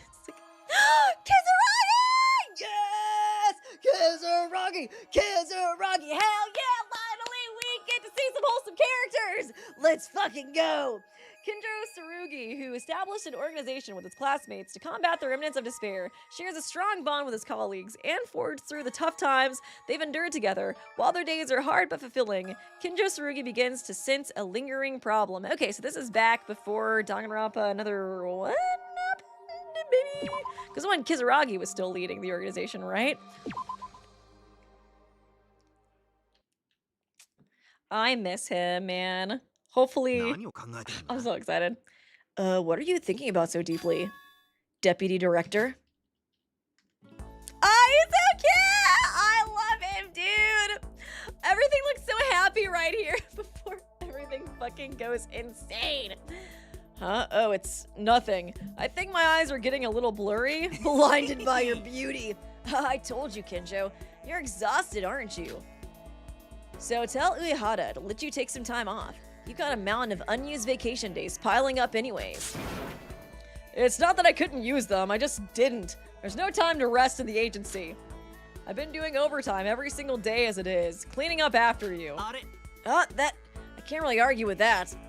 So, why'd you call me, Kizurogi? Whenever I talk to you, the conversations always end up going off on a tangent. Well, it's about that. It's nothing else, but... Oh, the happy music! What? A company trip? A couple's trip? Yuki's gonna be so jealous! Yeah, more precisely, it's only for the executives from the 79th graduating class. At that point, it might be closer to a reunion. Everybody's fucking dead. We just watched the one where like everybody's fucking dead besides Kinjou and Ray, and then in this like flashback they're like, we all get to go on a trip together. Reunion, I guess. Oi.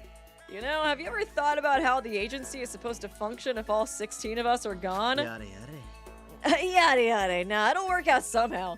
Things like that always do. Can we finally go to Mexico, Kinjou? That's where they're going. That is the company trip. They're all going to Mexico. Thank you, Chunko's alt. Okay, I'll go ahead and read some of these other ones too. Let me see. Thank you, Super Computer. Can't describe how happy this made me because I called it day one. It made no sense for her to be kidnapped. And so much for her character to join willingly. Yeah, I agree. Once like I started it, I was like, there ain't no way she got kidnapped. Like she definitely was in control of that situation, you know what I mean? And thank you to Find Obsessed. Regarding eyes, Kanade closed her eyes when she performs, and she knew Shobay's seat number. That means she saw him before performing. Off probably 10,000 people, 100,000 people or so, she can see with her eyes closed. Fuck. That is true. How the hell did she see? So, wait, she can actually see with her eyes closed? How is that even possible? I'm a god, Weeby. You just don't get it. Of course I can see with my fucking eyes closed, and I can breathe underwater. And I can fly and shoot kamehamehas out of my hands and eyes. Thank you, Dumpy Dago 1341. To think it came down to AI Mikado's memory wipe that did in Kanade. And yet during chapter 3, she did piece the passage of time before her execution. Yeah, she is insane, dude. I kind of do want a killing game where she's the mastermind, just because you know it would go so hard. It would go so... Oh my god, can you imagine a killing game where Kanade is the mastermind, but you play as Hibiki? Oh my god, that would go so crazy. And thank you. Oh yeah, I think I read that one, Junko's alt. Thank you, Super Computer. This one's good too. Easily my second favorite. Oh, nice. I like it a lot so far. It's nice. I really hope we get to see all the gang, all the 79th class besides Mitch. He can choke. It's probably gonna be like, have you ever heard of Mitch Island, Mikado? I want to go there for vacation. Oh my god, I love that place so fucking much. Have fun, huh? Honestly. So I'm asking a favor, Kinjou. Could you go around and ask the others one by one if there's anywhere they'd like to go? And why do I have to do that? Please! Fine, got it. Can I not invite Mitch, though? I knew it wouldn't be that easy. In that case, I'll have to try another way. Huh? What did you say? Sora.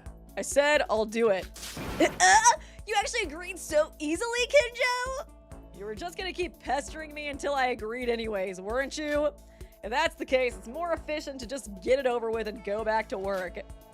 Kinjou, after all these years, you finally come to understand what kind of this is so fucking wholesome. It makes me sad knowing how, like, downhill things go. What kind of person I am. Okay, since that's settled, please do some investigating for me. At this hour, everyone should still be at their respective departments. We're gonna go to each person one by one. Oh, it's gonna be fun. Mitch is definitely gonna fucking appear, dude. Sure, I'll go do it, director. We're gonna run to Mitch. He's gonna be like, look, Weeby, Maki's pregnant with my child. I'd be like, ah! I'm actually in a polygamous relationship with all the women in the 79th class. I'm like, you know what? Maybe it was a good thing that everybody died. Be like, actually, I want everybody to die now in the class. It was meant to be. I'm Team Utsuro now. Thus my investigation into the employees' trip destinations began.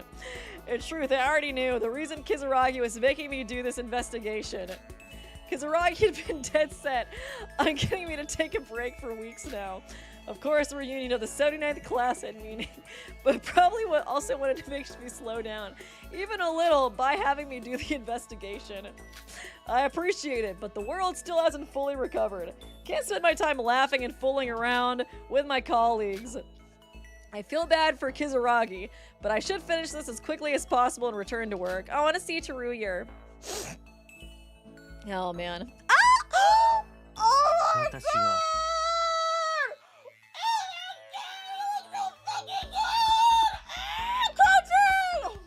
Oh my god.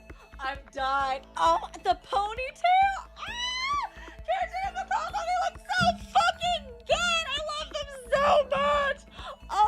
god, oh my god. This is the best, dude. This is the fucking best! This is the fucking best. This is the shit I wanted to say. Ah, oh my god, we actually get to see them all grown up. Oh my god, I love this. Makako, she looks so freaking cute. Oh, it's so nice to see her all like perky and happy too, and like herself, and not like her brainwashed version that we saw like in the Killing Game. Oh my god. Oh, and Kinji's fucking slaying. Oh my god, the ponytail is eating so hard. How about the United States? What? That came out of nowhere. Besides, I think going overseas is a bit too grand. I'm not even sure planes are flying normally. We went back to normal operations a few days ago. No problem.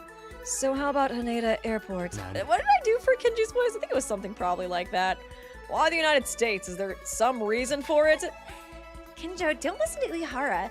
He just wants to see the casino in Las Vegas. I want to see some strippers, bitch! I heard the drag scene's actually really good in Vegas. I want to try out my hand. I know you do. I know you do, Kinji. Let's go! I bet you do, queen. Kinjou, don't listen to Uehara. He just wants to see the casinos in Las Vegas. That's all. Right. Hey, you! That's not... Okay, yes.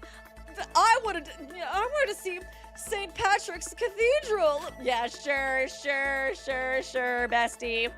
Well, then let's go with that. Kurokawa, what about you? As for me... Right. Hold on, why are you in the HR department? You were so naturally there that I almost glossed over it. I'm not slacking off.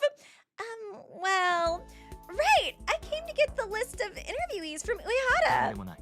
Nope, I think somebody said I gave him the Mikado voice. Okay, I was like, maybe that. I love that he wants to gamble. Yeah, right, you wanna go to church in Vegas, Kinji. Don't give me that. Don't give me that. No, but I actually just came to slack off. The counseling department and HR right next to each other after all. Hey, so this is how you get revenge? Just answer the investigation questions and get back to work already. I'll take that as a sign to hurry up and answer in the investigation so we can all get back to work. I don't really mind where we go, as long as we all go together. Let it be somewhere Yamato-kun wants to go. She's so sweet. I love her. She's the sweetest. So the same as Kizurogi, huh? Got it. I need a bonus scene of them all in Vegas together. I'm gonna see Kinji losing all of his money. By the way, Kinjou, how are you doing these days? It's been awfully hard to see you around. How am I doing? Same as always. If I had more free time, I'd like to take a breather with you all, but Kinjou seems so chill too, like, oh my god. It's just like night and day compared to like how he is like in that like most recent, you know, like scene we got. So sad. Maybe that's why Yamato planned the company trip in the first place. Because everyone is so busy, so we can at least spend a little time together and relieve stress. Yeah, something like that. He always has been our leader after all. That goes for you too, Kinjou. Huh? The reason Kizurogi can lead us the way he does is because you're always there supporting him from the side. Oh, they all love Kinjou so much. We all know that. Yeah, Yamato-kun always talks about you too, and says he's so grateful. Grateful? I'm just doing what needs to be done, the wholesome yaoi. Anyways, like Uehara said, it's nice seeing your face after so long. I'm not sure if we'll actually get to go on the trip, but if we do, let's use it to refresh ourselves. Aw, I love them so fucking much. Kinji, don't go! Don't go away! Oh, God. Fuck. No, he's fucking here! And I got a beard now, Weeby. Oh my god, don't I look so fucking good? Oh god, you're not invited, Mitch. Get the fuck out of here. Oh my god, a company trip? Well, of course, it has to be Hawaii. Wasn't Hawaii one of the places that we chose to? No. Not y'all saying hear me out on Mitch. Hell no. No, stop it. No, stop it and chat. Stop it and chat. Oh, he grows a beard and all of a sudden you guys are fucking standing Mitch now. Oh, all of a sudden he didn't try to assault Connie. Hell no. We are not rewriting fucking history, gang. We're not rewriting fucking history. Oh my god. Oh God, it was too good being embraced, yeah, with the beauty of Kinjou. They had to make it go downhill after this and show me fucking Mitch. He's got a fucking trucker beard, too. A company trip? Well, of course it has to be Hawaii. Surfing and diving in the southern island, hanging out with super cool, tan, muscular, handsome guys. I'm right here, Kazuna. You don't have to go to Hawaii for that. No, it's just a trip for us, and there's no hunting involved. Exactly. We already have a super cool... I already predicted exactly what he was gonna fucking say before he said it. Oh, I hate him. I hate him so much. Okay, let's read some chats since you guys are all so fucking happy. So happy to see the best boy. Okay, let me see. This one's good too. I think I read that one. I just want to, thank you, Super Computer. I just want to play as Kanade and have half the internal dialogue be in red text. I know, right? For real. God, can you imagine a Kanade killing game? That would be crazy. I really do. I hope somebody does make a Super Danganronpa another like 2x2, like, you know, like we just reshuffle all that shit. That'd be so fun. Thank you, PokeChamp 63. Sweet, the Kanade extermination duo is here. Half joking, Lamau. For real, the dynamic duo, the two goats. I know, it was so good seeing them together. I love seeing Yamato and Kinjou together. They're so wholesome whenever they're together. And thank you, the Angel 9087. Kinjou wants to wear those holy nails, and I know, right? You know, he wanted to party, wanted to gamble, he wanted to party, go to some drag brunches, and Kinjou, I feel you, boy. I feel you on that. Have a good time. Have a good time there. And thank you, Downbeat Diago 1341. Seeing Makako healthy and happy makes me happy. I know. It just makes me sad knowing like what happens to her later. You know what I mean? I feel like that's like it's like this event is so happy, but like it just makes me sad knowing like how bad it goes. You know what I mean? Oh man. And thank you, Wally. Makako's smile is so precious. I'll never forgive Utsuro for stealing that away from me. I know, right? It's just so tragic. And then poof. Why is Mitch jail? Thank you, Junko's all. Welcome to Hawaii. That's what I was thinking. I was like, didn't we do Hawaii for Danganronpa another 2? I think Mexico was Danganronpa another 1, and then Hawaii was 2. And thank you, Zol. Oh my god, I don't care. I'm deaf a simp for Makako. Marry me, Makako, thank god. As long as you're not a simp for Mitch. Thank you, Andrew. Sure. Here's Mitch. Oh, I think you accidentally sent that twice. Hopefully you can get a refund on the second one.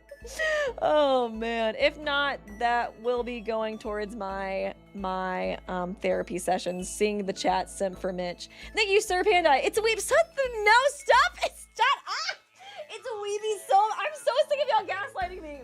Sean Resendez, I don't know, weeby, for someone you don't like, you sure talk about Mitch a lot. It's because you guys are all talking about him in chat. I'm supposed to ignore it. I'm supposed to ignore the million messages in chat being like, Mitch is so fucking hot. Oh my god, I love Mitch so fucking much.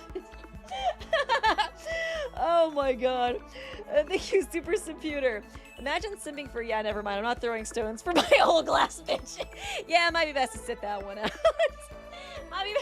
I love how I'm like, you know, simping for Kanade. You guys do need jail, and like I, you know, think you do need therapy, but it's understandable. She's a great character. But Mitch, I'm like, fuck you. No way, never get that ever. Thank you, PokeChamp. Wasted space aside, Kazuna wearing a scarf like her mom is so sweet. I know, Kazuna does look really cute. Although she was kind of problematic too, you know what I mean? It was so funny hanging out with Vodka when he didn't know that Kazuna was so problematic, and he was like, what did she do? I was just like, play the free time events, man. Play the free time events. Thank you, Moon My Buell 1361. Weeby, it's your just.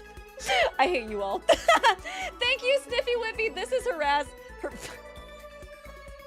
For a second, I thought you were on my side. With this being harassment, which it is right after the Weeby, it's your true love comment. I'm like, this is harassment. I'm reaching out to my internet lawyer, and I am suing you all for emotional damage. So you will be hearing from that lawyer soon, okay? My lawyer is Kakaru. But then I read, yeah, the Riz and harassment. I was like, And thank you, total fan base. Hey, Weeby, do you know the game Danganronpa, Limits of Isolation? Would you play it? Love the bonus scene so far. I have heard of it. I think it's been on my radar. I think it was like one of those ones, like I said, I kind of have this rule for myself where I only play a fangan if they have at least one chapter out. I feel like when I first looked into it, I think it only had the prologue out, so that was why I haven't like pursued it further. But if they have more stuff released, then I'll definitely look into checking it out. Thank you, Lady Lit Kid 1281. Hawaii is where we left, Mitch. That's what it was. I was like, I know there was something with Hawaii in this game. Couldn't remember exactly what it was. Thank you, Poof. If you don't want Mitch, I'll take him, please. He's all yours. He's all yours, bestie. He's all yours forever. And thank you to Fine Obsessed. She admitted. What did I fucking say? That you guys are just lying now. Now I'm suing you for slander and emotional damage, okay? Both, all of the above. You're all getting sued. Thank you. Oh my god. Thank you guys for all the donations. But you will be hearing from my lawyer. Exactly. We already have a super cool, tan, muscular, handsome guy right here. Me, Higa Mitsuhiro. Higa, before I decide. Yes! Oh my, this is why I can forgive all your problematic behavior, Kazuna. Because you want to fucking murder him just like me. Look at this side. Look at that murderous intent. Higa, before I decide to fucking kill you, could you please never say something that disgusting again? Hawaii, the United States again. Do they really want to go on an overseas trip that badly? I don't really like dealing with overseas travel. How about we just go somewhere like Oita and enjoy the hot springs instead? Yeah, I agree. I traveled overseas like crazy during my playing days, you know, because I'm so hot and cool, and I'm a professional baseball player or whatever the fuck I did, soccer. I don't even give a fuck, so I'm pretty sick of it. You dreamless bunch. Kinjou, you know what I mean, right? Hawaii! Oi. It's Kizurogi who makes the final decision. I'm just gathering opinions. By the way, Maki, Higa, are you two getting ready to deploy? Was there an operation today? No operation, just standby duty. Things have gotten pretty peaceful lately, so we spend a lot of time waiting around. That's right, Kinjou. I love her side-eye, the bombastic side-eye. That's me every time I see him. That's right, Kinjou. Tell these two off. They always come over my desk complaining they're bored and just loaf around. What are you talking about? You're the one who calls us over because you're bored, Tamori. Sai, Kurokawa too. They're my friends, but they really love goofing off. Looks like Kurokawa was skipping out on work too. Yeah, but Maki's right. Things are peaceful. The administration's departments are always swamped, but for us, if there's no incident, we end up pretty idle. God, he's such a punchable face. Smile. You're better off when things are quiet and uneventful, Kinjou. As a former police officer, you know that too, don't you? Well, you're not wrong. Kyoka, unlike you guys, I'm busy, so why don't you start heading out? See, I'm getting another call already. Wow, jerk. Did you think no one would notice you're trying to score points with Kinjou so you can go to Hawaii? Shut up, Higa. I will kill you. Why didn't you? Girl, why didn't you? You had the chance in the game. You could have done it chapter 1 and stopped Maki from dying. You're so loud. Anyways, it was Hawaii and Oita, right? I've confirmed that. Bye-bye forever. Bye-bye forever, Mitch. No! Oh, I get to see them interact. Oh my god. Not them fighting, too. They're such a married couple. Oh my god. You idiot, Kobachin. Obviously, we should go to the mountains. You're the idiot. Of course we should go to the beach. They're such an old married couple. Oh my god. So which one is it? I don't have time, you know. Stop fighting and decide quickly. Kobachin just wants to see girl. Oh my god, he's such a fucking dog. Can you please respect her? Can you please respect her, Haru? Kobachin just wants to see girls in their swimsuits, doesn't he? You pervert libido monster. No, that's not it. I mean, well, fucking Haru, dude. Fucking Haru, dude. Oh my god, he's been hanging out with Mitch too much. I mean, well, lately I've gotten into fishing, so like sea fishing, you know, they're just girls in their bikinis while they're there. It's just whatever, you know. I mean, am I looked? Whatever. What kind of fishing nonsense is that? Quit talking crap and just go climb a mountain. You said last time that you would build up your stamina more, right? I'm choosing the mountains for your sake, Koba. Oh yeah, I think somebody said, I think Sir Pandai said Koba Zing was like the nickname actually for Koba-chan. Koba Zing? What? You remembered that? Iranami, if you're gonna say that, then I've got something to say to you too. It's embarrassing to admit, but it's not other girls I want to go to the beach with. Oh my god! It's you. I want to see you in a bikini. What did you say? They're low-key like toxic together, but honestly also really cute. What did you say? Don't make me say it twice. I want to see you in your swimsuit. Koba-zing! I just start making out right there. Okay, I'm gonna go. I'm gonna go over here now. Iranami. Oi. Hey. Yes! Koba-zing! Kinjou's starting to get pissed off. All right, let's do this. It's been a while. We'll settle it with a match. Winner gets to choose where we go. Oh, you're challenging me to a match? It certainly has been a while. Bring it on anytime. Then we'll settle it with a game from last time. If I win, we go to the beach. If you win, we go to the mountains. Kinjou, just wait right here. I'll win this in no time and be right back. I'm the one going to win. Kinjou, just wait for me. They're so freaking cute, dude. Like, sometimes I feel like they're like, not like toxic, but they do fight a lot. They're honestly, they're also just so fucking cute together when they are cute. They're so stupid. I love them so much.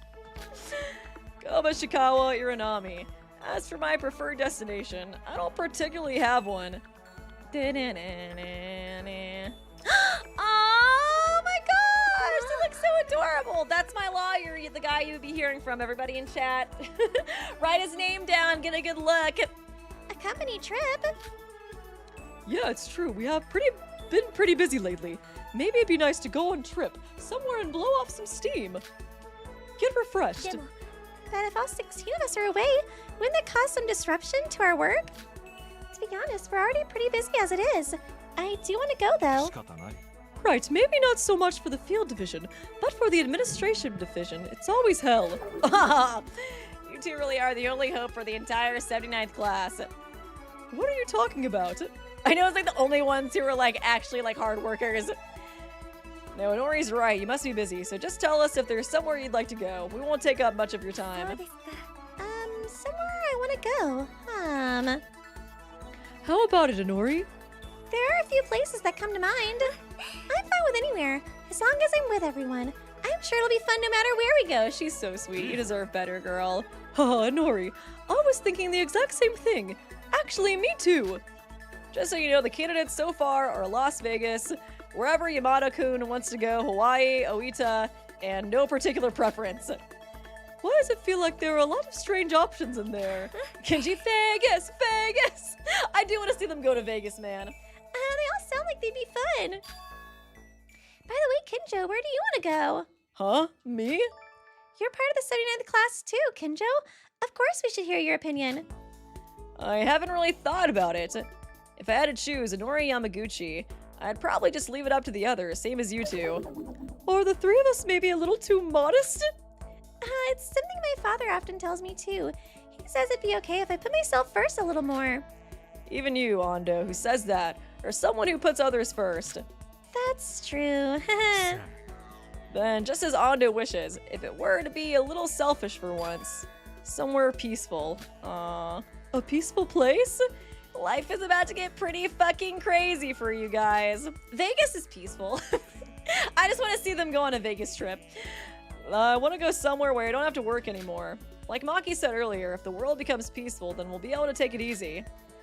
Somewhere you wouldn't have to work anymore. That means... Kinjou, don't tell me you're planning to work even on the company trip. Ika, at least we're on the trip. Let's just relax and have fun. No, of course I'll relax too if we go on the trip. I just tried giving a slightly selfish answer to Nori's question about where I want to go. I feel like you may have slightly misunderstood the intent of my question, but that's okay. Thank you for coming all the way here on purpose, Kinjou. If you ever get hurt, please make sure to come see me. Aw, she's so freaking adorable, dude. Thank you, Kinjou. Aww. Mexico. Peaceful sounds a bit too close to comfortable for my taste. I'm dead. Some time has passed since then. Oh, since Otori and Makaru were absent due to work, now I wanted to see them! I'll just ask them separately later. Let's see. That means the last ones left are Hatano, Taira, and Maida.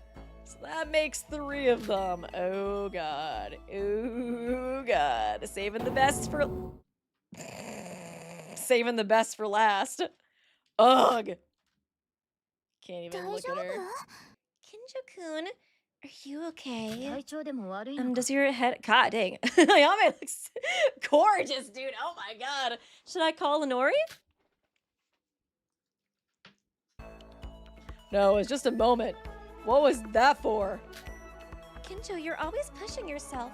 Maybe it really would be better for you to get some rest. She's so good at acting, unlike Yuki. Yuki's not even trying, dude. In that sense, maybe this company trip was a good decision after all. I hope it helps heal everyone, both body and mind. Alright, that's so like you, Kizurogi-kun. We should prepare something too. Taira. Why is your face blacked out? Huh? What about my face? Did I get something on it? No. Maybe it's just my imagination. So then, is there anywhere you two would like to go? Even if you put it that way. Yeah, actually, Yami-chan and I already went on a trip together not long ago. Oh, that's right. Was it Osaka? Did you have a good trip? Yeah, it was fun.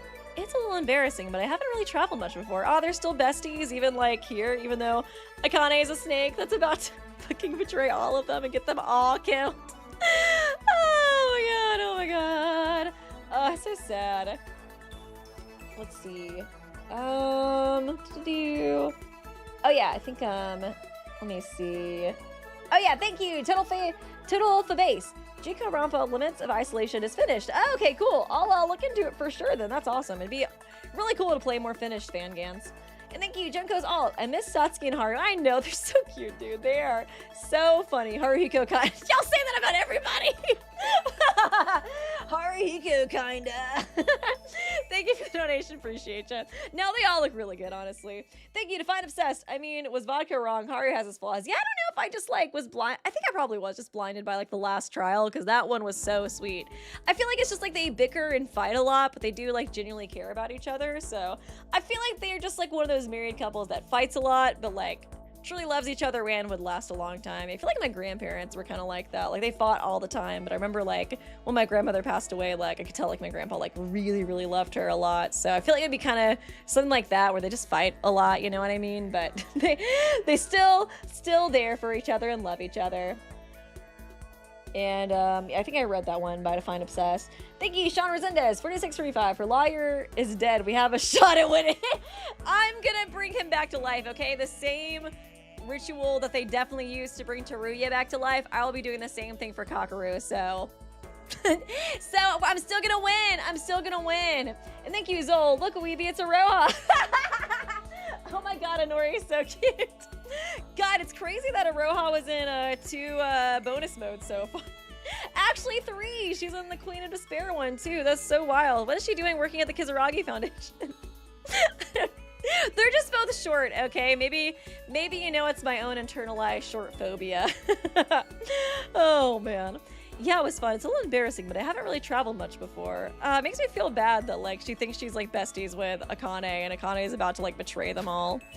Akane guided me around to various places, so I was able to really enjoy myself. Back when I worked as a traveling maid, I went to a lot of different places, though only within the country. Oh, now that I think about it, I've hardly ever been abroad either. Maybe going overseas this time wouldn't be such a bad idea?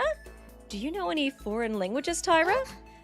No. Sounds like it turned into a trip where we just trail along behind Uehara and Makaru the whole time. Ugh. Uh-huh. Kinjou, are you okay? Is your head hurting again? Hang on, I'll go get the first aid kit. I love you, Akane, but why would you do this? You ruined everything, you stupid. Everybody was so happy. Everybody was so happy. Her and fucking Maida, dude. Fucking Utsuro. I guess I shouldn't say Maida. I should say Utsuro, because real Maida's innocent.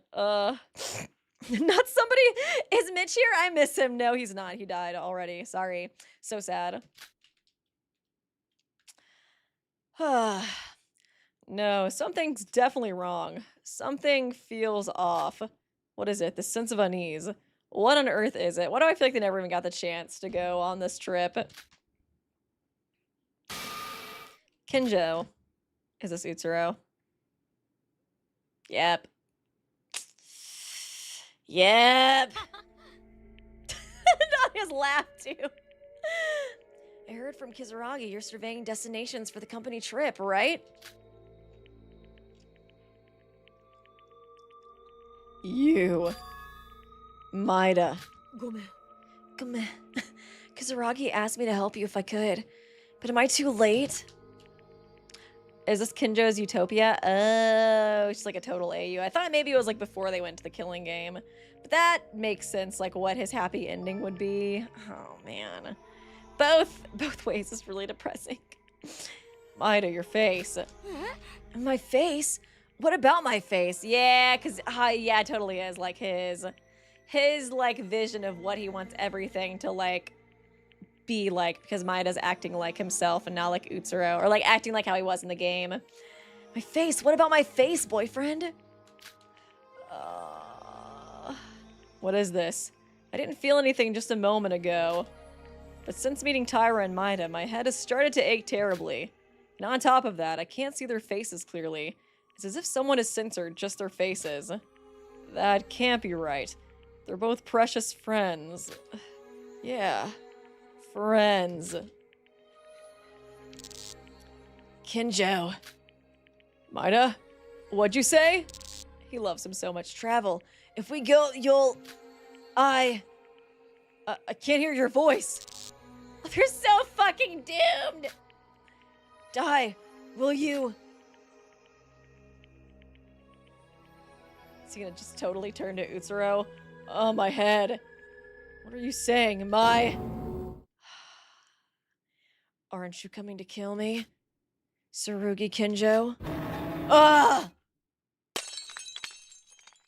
Yeah, Jesus.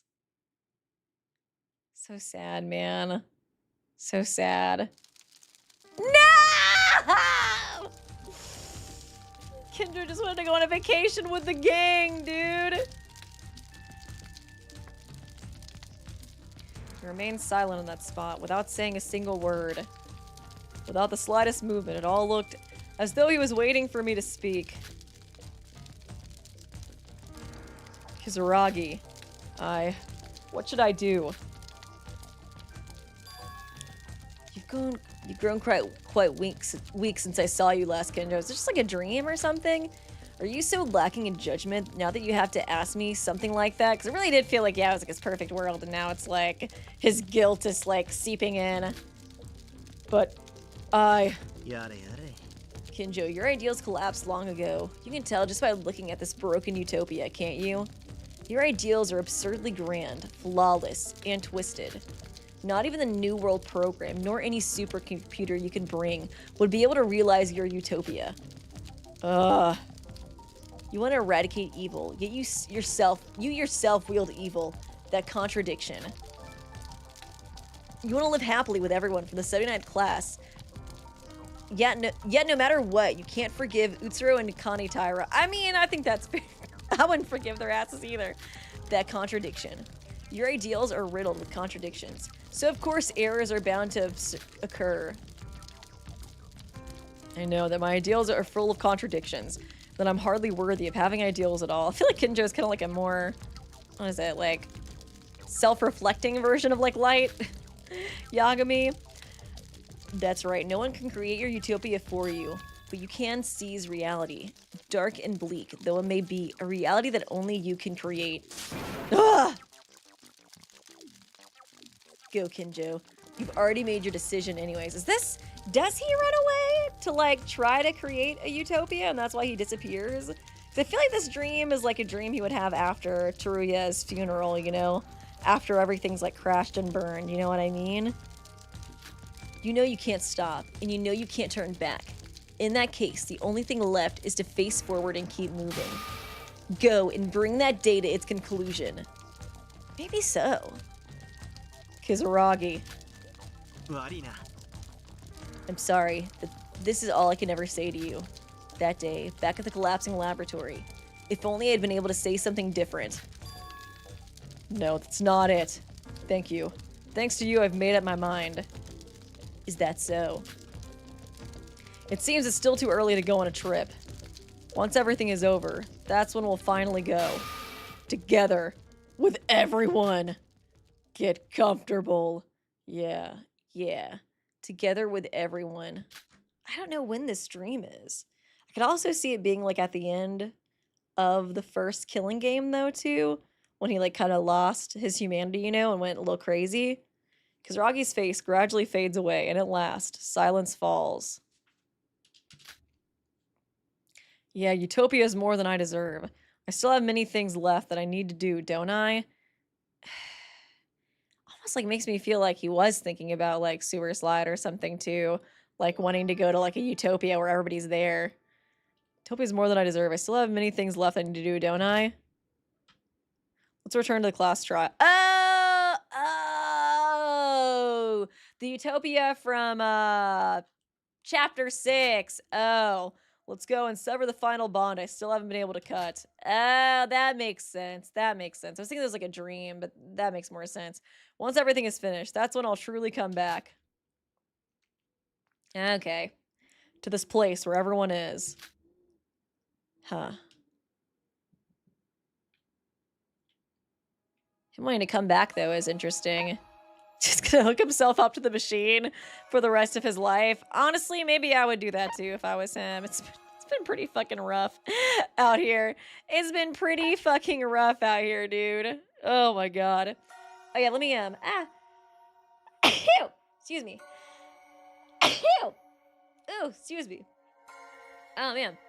Okay, that's interesting. It is kind of interesting how all these take place at, like, different times.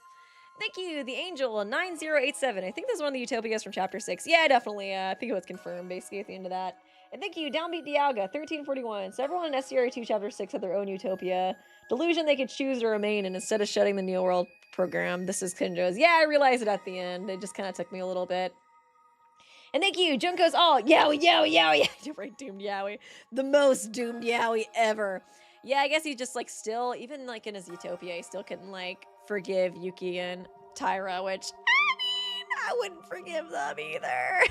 Saw their faces blacked out. I think that was, like, what he actually, like, what actually, like, woke him up from it, you know what I mean?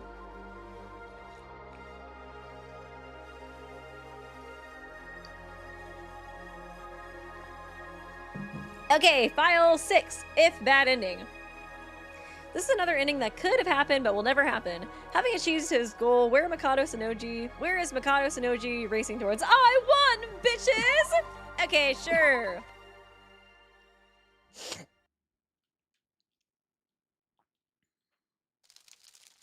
That world was already filled with embers and ashes.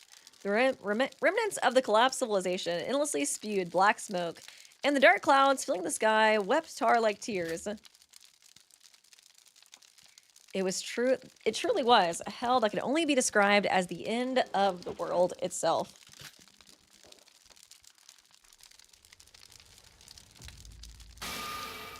Wow, what a sight. Does this mean Japan is finished too?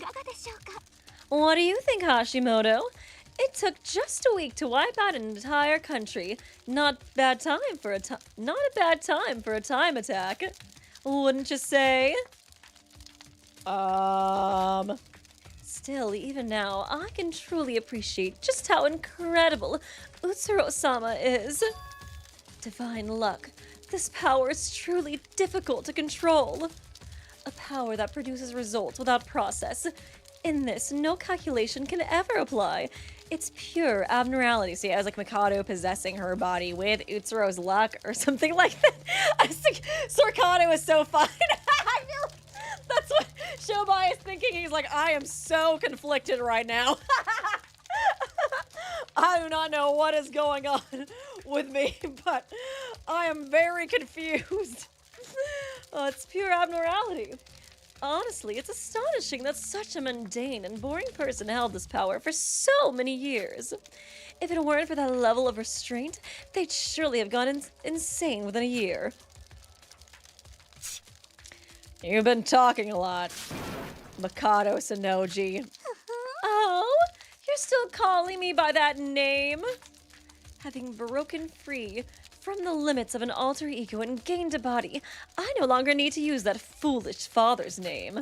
Now that the world cleanup is finished, the plan will move on to the next stage anyways, so I suppose I'll need a new name. How dare you call me by my dead name, you freak. Do you have any good suggestions for a name, Hashimoto-kun? I'm thinking Naruto. Why are you asking me that? You can just decide for yourself. Well, aren't we business partners in a close relationship? It's only natural to ask your partner's opinion. Ah, then how about a name like this? Sora. Doesn't that perfectly suit my current form? What's wrong? You don't like it? Ah, I see. Now that you mention it, Hashimoto-kun, you do think quite highly of Sora, don't you? I never did. Yeah, right. You're not very honest, are you? All right, let's call it a rest for today. And starting tomorrow, we'll go finish the other countries. Which country is the closest from here? Was it Korea? Hey, Mikado Sonoji. Huh? Let me ask you a question. Why are you letting me live? You're my boyfriend now. Your plan has already succeeded. Now that you've obtained divine luck and a body, you shouldn't need any more helpers. Even after gaining a body, why do you keep taking me along? I know, why isn't Mikado getting a new fit? Huh. Oh god, she's still going. Hashimoto-kun, what are you saying? Have you now suddenly developed a death wish? Well, if you're so eager to die, no matter what, I have no problem granting that wish. Stop dodging the point and answer the question. Yeah, you're right. As you said, there's absolutely no reason for me to spare you and keep you around. I just like you. But did you know that among all life on Earth, only humans can perform such actions without a reason, Hashimoto-kun? The current me has surpassed the limits of an alter ego, gained a body, and finally become human. Since I've become human, I'm simply acting in a human way. Who could possibly object to that? So you're a human, you say? Quit your bullshit. It's not even funny. That's aerobophobic or alter ego phobic? I don't know. Let me go find Kibo and ask him what he thinks. Do you really believe that I'm lying?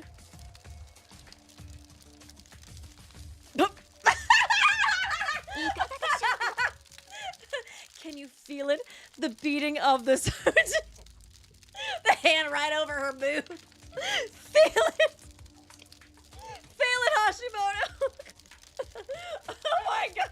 Are you hitting on me or what? Oh my god, sorry. Just the first thing that came to mind. I just want a boyfriend. Is that so wrong? I know it's probably talking about their heart or whatever, but still, it's just like right on the titty. And the sweat on the hand too. Oh my god, dude, I'm fucking dying. Thank you, Poop. Fucking chat. Mitch is a beautiful name for a baby girl. You know a name you should go with, Mikado? Mitch. Of course, you fucking love him so much you made a whole island based off of him. I might as well go with Mitch. Thank you, Super Computer. Just letting you know, if you want to hear Zell voicing this live, there's a channel called The Break Screen. Oh, cool. That also streamed the Omakes. And she joined about halfway through. Absolutely worth watching. It was a lot of fun. Oh, that's so cool. Oh, I love that. I was kind of wondering, I was like, I'm sure they'll eventually dub this too, since they're already dubbing like the whole game. And thank you, Zol, to simp or not to simp, the AI evil overlord Sora, J, or am I J, or am I G? Anyways, are you jealous of Shobai right now? It's okay if you are. I can understand it. Can you feel it? The beating of this heart, the warmth of the skin. I'm feeling something. If this isn't human, then what is it? Nah. Are you going to retire that body? To be honest, I haven't had a physical body for so long, so everything still feels unfamiliar. In the end, there's no choice but to live in reality as a human and gradually adapt and become accustomed. And also while I kill everybody. I've come to realize that humans are truly inconvenient and inferior creatures, but if it's for the sake of obtaining a body, this much is nothing. So the reason you're keeping me alive is that I'm like experimental material for adopting as a human. No, I already told you. There's no particular reason. You said yourself, I'm lucky and I have a body. Even without Hashimoto, I can adapt as a human without much difficulty.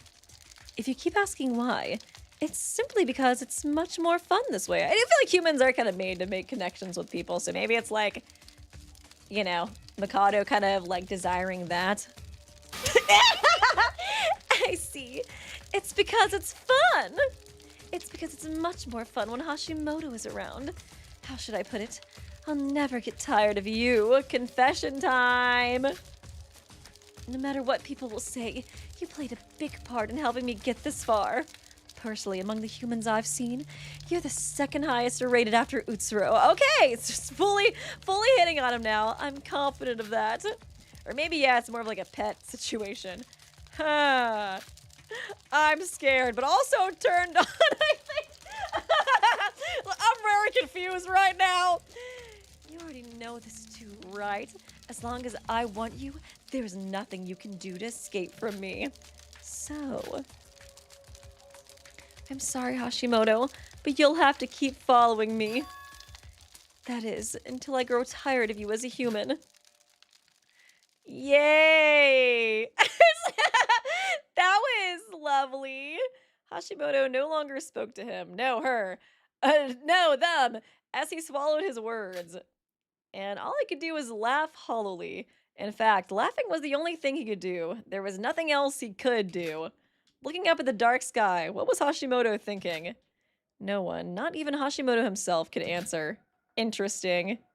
Kind of seems like he regrets helping him. This is a story that never actually happened. However, it is the story of one possibility that could have happened, one that was bound to happen. Yeah, so literally just like an alternate ending. That's cool. That's an interesting one. That was kind of a short one, too. Okay, I might take a quick break to get some more water and go to the bathroom.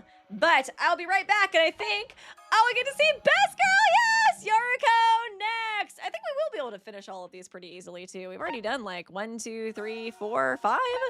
Yeah, so we got 1, 2, 3, 4, 5 more. So yeah, it's like a 4-hour stream. So that's pretty normal for streams. So yeah, I will take a quick break and we're in the bathroom and maybe have a snack or something. And I will see you guys very, very... Oh wait, actually, let me read these donations before I take a break because I think there was a few donations. Oh yeah, here we go. Thank you, the Angel 9087. This is Chernobyl levels of yaoi. If this is yaoi, I was like, I'm not really sure what this. If it's yaoi, if it's stray, if it bye, like you know what, whatever it is, it's Chernobyl levels of it. And thank you to Find Obsessed. Show by. I am immortal. You know what I mean. You know what that means. I do low-key feel like he was hitting on him. It kind of did feel like that. But okay, yeah, I'll be right back. Enjoy videos of the cats in the meantime.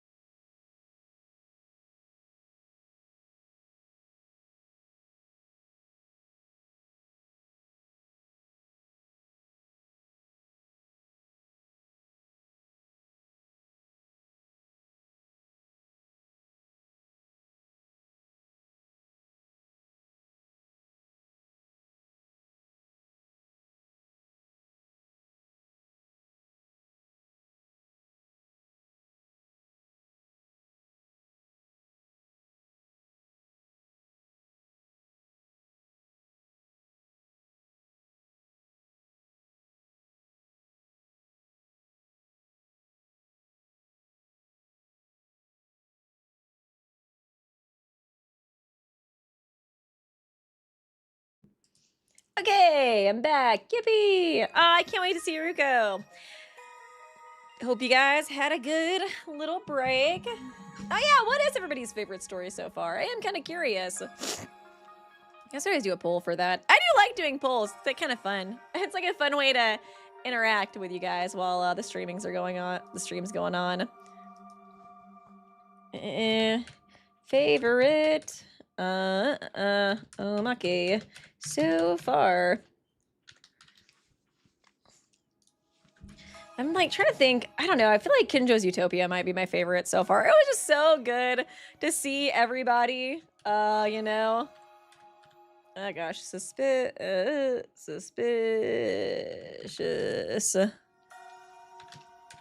Contact. Oh, we didn't do Queen of Despair. Melody, I'll just put Melody Rhythm. You know who that is. I could probably just put Kanade and you guys would know. You guys would know who I'm talking about. The Mitch story. Okay, the one that he was in was my favorite, but not because of that one. Not because of that one. I was gonna do Kinjou's Utopia instead of the actual name. Utopia. And then, oh, is that it? Can I only do 4? Can I only do 4? Well, I guess you guys can choose from these 4. Since I can't actually fit bad ending and I already made this poll. But yeah, okay, I guess we can go ahead and get into the next one, which is gonna be Yuruko, which I'm really looking forward to because I love her so much. White hair magical girl. After the Usuroshima incident, Yuruko, oh, this is after the island and everything? Wow. Kabuya returned to her daily life. Rumors were circulating that when in danger, a white-haired oh my god, no! Oh my god, is Sora like still protecting her from the shadows? Oh my god! I'm dead. When in danger, a white-haired magical girl will save you. Upon hearing these stories, she went to look for her. I'm gonna cry. I'm gonna fucking cry. Oh my god. You can't do this to me. You can't do this to me. Oh my god. They're so in love. Oh my god. Thank you so much, Dr. Kabuya. Thanks to you, Doctor, I was able to regain my everyday life. Don't thank me. All I did was listen to your story. Why can't Sora just show up and they get married, okay? Can they just please get married already? Overcoming the wounds of the heart was entirely your own strength, so you don't need to thank me. Even so, if you hadn't listened to me, Doctor, I don't think I could have ever stood up again. Thank you, Doctor. Thank you. It doesn't have to be doomed Yuri. It can be happy Yuri. They can just get married. Yuruko Kabuya. Back when she was a student, she pretended to be older and worked as a hostess. However, she had a natural talent for listening to other stories. After humanity's greatest and most devastating tragedy, she used her talent to listen to the stories of many people. Thanks to Yuruko, the people she counseled were able to overcome their physical and mental suffering. Having treated countless people's PTSD, she gradually can be called the symbol of next generation hope among them. And because of that, she became entangled in a certain incident. Yeah, it was a horrifying experience that even Yuruko herself never wanted to recall. I don't even know how to talk about this in therapy. Bitch, I'm a therapist and I don't know how to get through this.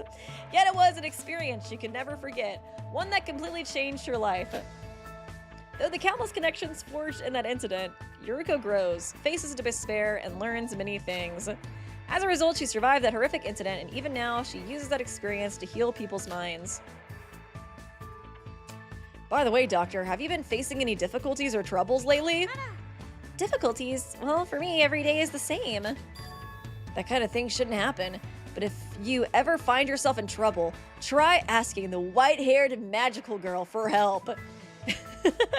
Because a miracle might happen. I see her following you every day when you go home, just following behind you. The white-haired magical girl, what's that? She's quite famous these days. She suddenly appears in front of people in trouble, helps them, and then disappears. Oh my god, she's just like a little superhero. I did kind of think she was just helping Yuruko. I guess it's fine, Sora, if you would help other people, but like, it'd be cool if it like, you know, it was mostly Yuruko you're helping. She causes phenomena that are completely impossible to explain scientifically, so at some point she earned the nickname Magical Girl. A white-haired magical girl who causes a phenomena that can't be explained scientifically. Well, I think it's all half-exaggerated rumors, and everyone just passed it around as a joke. Still, there's definitely someone like a random volunteer who goes around helping people. There are quite a few eyewitness reports. I see. Oh god, I swear to god, if it's not Sora, I feel like I can see that happening. She's like, Sora, and then it's not her, and she's like, damn it! She gets like really sad. I see. Doctor, what's wrong? No, it's nothing. Anyway, shall we wrap up today's session? You don't have to take the medicine I brought unless your condition worsens. Oh yeah, it was Yuki in Sora's body now, wasn't it? Oh god, so confusing, the ending of the game.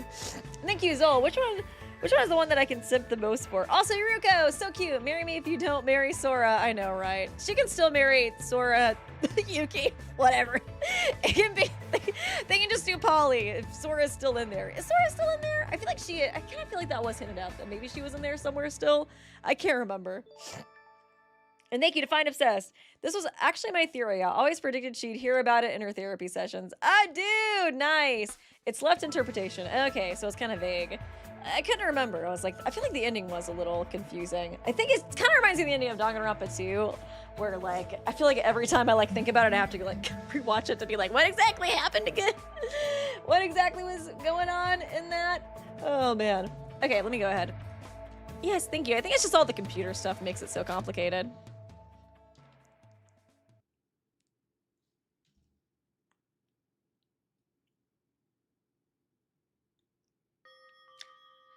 So today's scheduled appointment is over.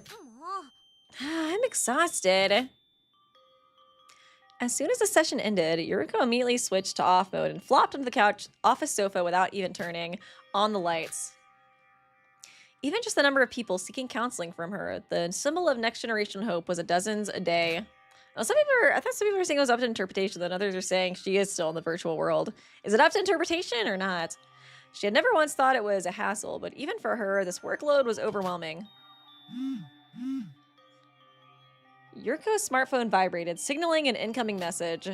Yuruko rolled over half-heartedly, fumbled to pick up her smartphone, and checked the screen. Yuruko Kabuya, long time no see. This is, Ray Makaru, acting director of the Kizurogi organization. I'm leaving this message to discuss the restoration work on the New World program MK2. We are currently testing a process that extracts only specific data within the program, but since the data volume of the Neo World program is so massive, we haven't obtained any meaningful results yet. Are they trying to extract Sora out? However, since the basic design direction is being established, we will mobilize the information team, personnel, and make a little more effort, so we can inform you of positive results as soon as possible.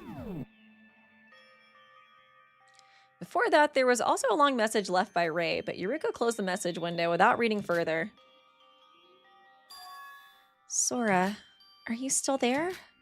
I wonder what you might be doing by now. I miss you so... They're so gay! I miss you so much. After the incident that day, Ray would send messages like this every time in order to keep the promise she had made with her own words.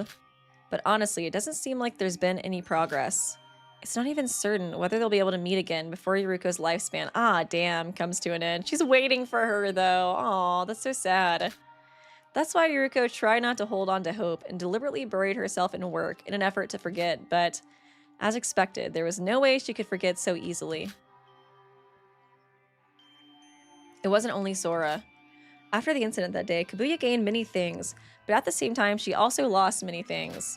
Her precious friends either couldn't make it out into reality, or they disappeared from sight. Yeah, I was like, it was like Yuki possessed Sora, then he ran away. Because, I remember it was like Yuki never really got he got really fucked over by Utsuro.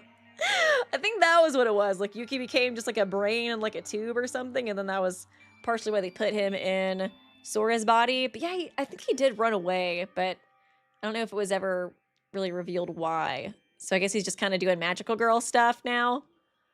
As for the others, they were no, not the waiting. Oh my god, dude. Oh my god, the name view of that song with them would go so hard and hurt so bad. As for the others, they were criminals and not even worth dealing with, and she couldn't feel at ease with the organization either. What? Why?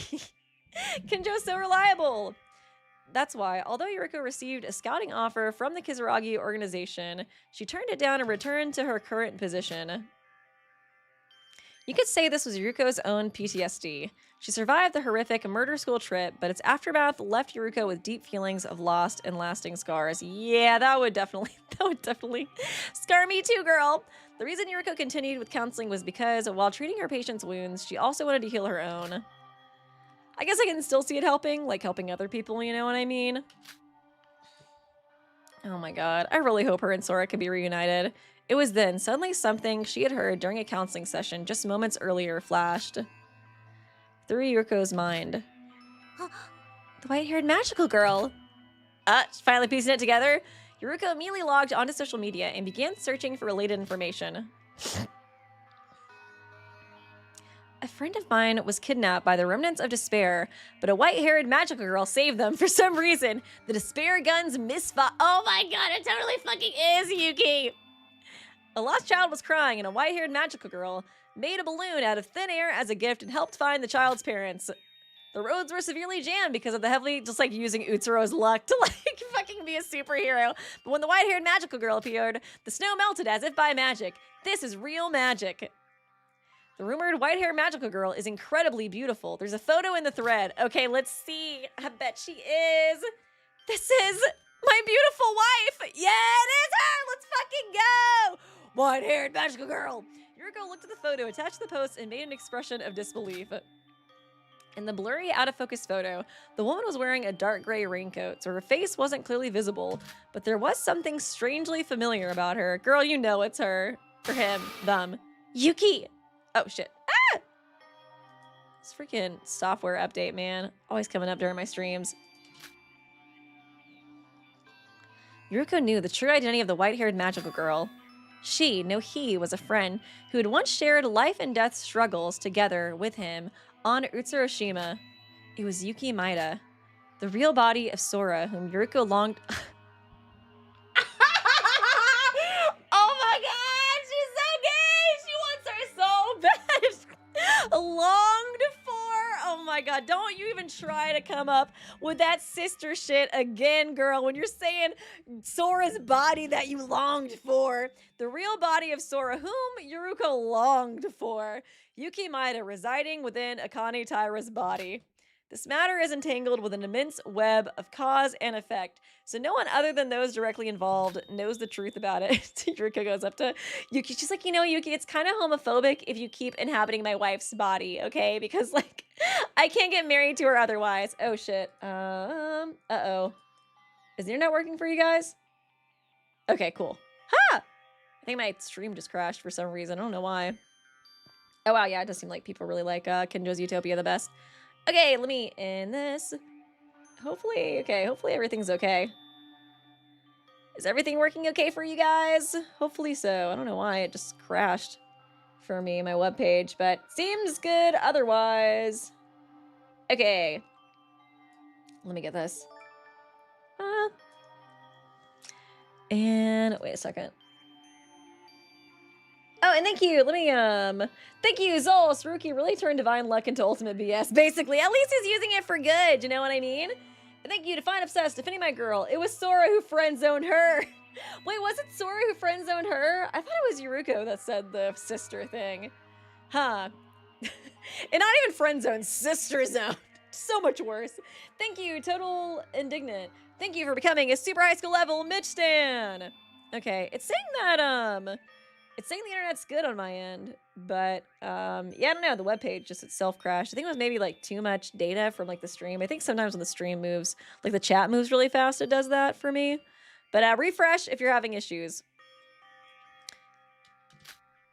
Oh, yeah, but I was just making a joke about Yuruko asking Yuki to be like, can you, like, just let Sora back into, like, back into the body, please? It's kind of homophobic if you don't, okay? Like, who cares if you're just a brain now? Like, deal with it.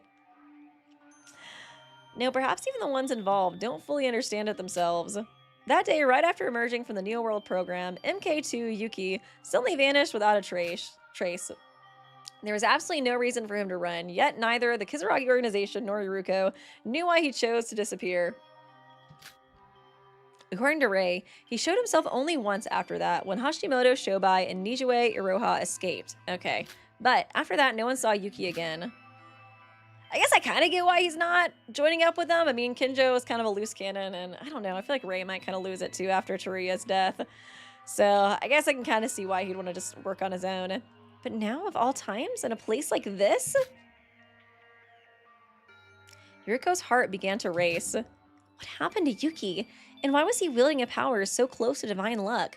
The very power Sora had once said she would take responsibility for. Perhaps I wasn't even certain whether the one who fled back then was truly my girl, Delulu.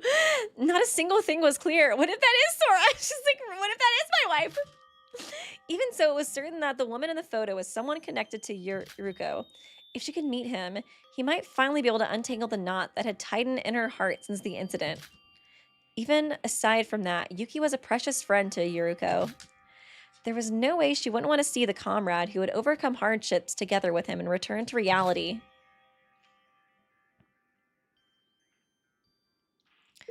I want to see the confrontation.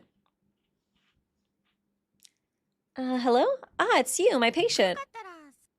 I'm sorry, but could we reschedule tomorrow's appointment? Yes, something suddenly came up. I have to find my wife.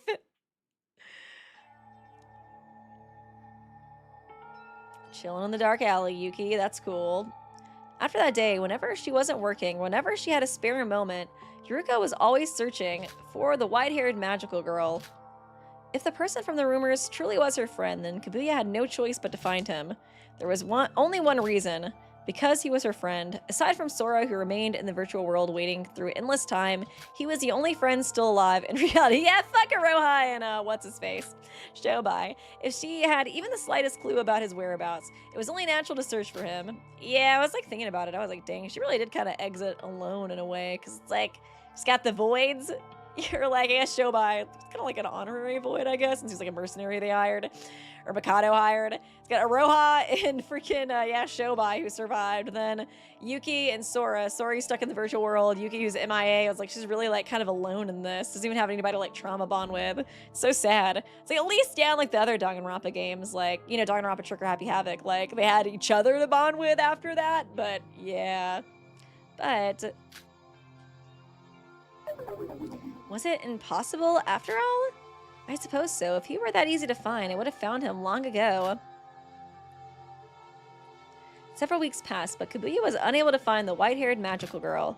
Even though there were plenty of reported sightings on social media and elsewhere during that time, he never appeared before Yuruko's eyes. She even began to wonder if the magical girl was deliberately avoiding Yuruko. Just get into trouble, and then they'll come save you. Maida, I don't know why you won't meet me, but if that's your choice, I'll respect it. There must be a reason, right? Yuruko finally decided to give up. Wanting to meet Yuki might, perhaps, have been nothing more than Yuruko's own selfish desire. Maybe now simply isn't the right time. If she doesn't grow impatient and just waits, perhaps they'll be able to meet someday. As long as he was alive, that was enough. Even if it was only a reported sighting on social media, simply confirming that he was alive was something gained. So optimistic. I mean, you know, I guess it's all she can really do, but it does suck that he doesn't want to even meet with her. I don't know if he's worried about, like, her trying to bring him back to, like, Rei or, like, Kinjou or something. Hard to know. Thank you, Lark Spirits. Video of middle-aged woman being unable to let go of her AI-generated wife. Some comment on their channel. I'm dead, dude. I mean, you didn't lie, though. You didn't lie. Oh man, Sora, the only AI I support. Just as Yuruko finally gathered her thoughts and was about to return to her everyday life, it happened. This is the only AI relationship I can get behind. Up. Uh-oh. What? Who are you people? Uh-oh. She had sensed a strange presence, and before she knew it, several men and women were standing behind Yuruko. With cold, expressionless faces, they silently stared at Yuruko. This is the woman, right? Yeah, she's one of the next generation. Oh my god, like, can't they just leave her alone, dude? Hasn't she been through enough? She's one of the next generation symbols of hope. A counselor, a fucking Juko Sims or something. Good, looks like we found the right one. Those damn hope freaks. If we take this woman with us, the Queen of Despair will be very pleased. Is that fucking Aroha? Because she was the Queen of Despair in that one, whatchamacallit, bonus scene. If capturing her alive proves difficult, you can just kill her. Even that alone would mean one less piece of hope left in this world. Oh my god. It really is the fucking Junko stance. Huh? The Queen of Despair? What is that supposed to... You guys, how fucking stupid are they? If they really think Aroha is the Queen of Despair, like she has pigtails and Monokuma's in the... It has to be the Queen of Despair. It has to be Junko herself. We're blind. You guys are remnants of despair. I can't believe there are still people like you around. Oh my god, you fucking... fucking wannabe emos. Haha, this is the only time you would act so relaxed. Once the Queen of Despair regains her strength... Yeah, I think she was just like using them to get like free stuff. It was like her and like Shobai's like grift to like get money and like stuff from them basically. Once the Queen of Despair regains her strength, the world will be swallowed by despair once... Girls, let's be so for real. So, become a sacrifice for despair. Aroha, why you got people killing people? The remnants of despair drew their weapons. There were 5 of them. It wasn't a large number, but Yuruko was alone. Ah! She's running! Who could have seen this coming? Why won't she just lay down and die? Cut her off! Oh my god, Yuki's gonna come! Yuruko sprinted at full speed without looking back. They're tier 3 subs! I'm dead. It was reckless. Coming this far into such a secluded place in search of Maida had been a mistake. The world may have stabilized a great deal, but some parts were still like this. A world once consumed by despair doesn't heal so easily. What should I do? Should I contact Ray? No, it'll be too late. It'll take at least 10 minutes just to reach to the nearest part of town. Yuki, use your BS luck powers. What do I do? What do I do? Yuruko tried to think of some way to survive as she ran, but it was hopeless. Kaguya had no weapons, and she hadn't learned any self-defense either. It was very late at night, and since the streets had not yet begun to recover, there were few people around. It was no wonder that the remnants of despair were roaming about. Yuruko kept blaming herself for not being careful. I mean, I guess she was looking for Maida. Kind of have to put yourself, I feel like, in dangerous kind of positions to find him, you know what I mean? Do you really think I'm gonna die in a place like this? I survived even monsters worse than Mikado! This is a life source safe for me. How could I lose it to fucking Aroha stands of all people? Are you serious? How embarrassing! Ah!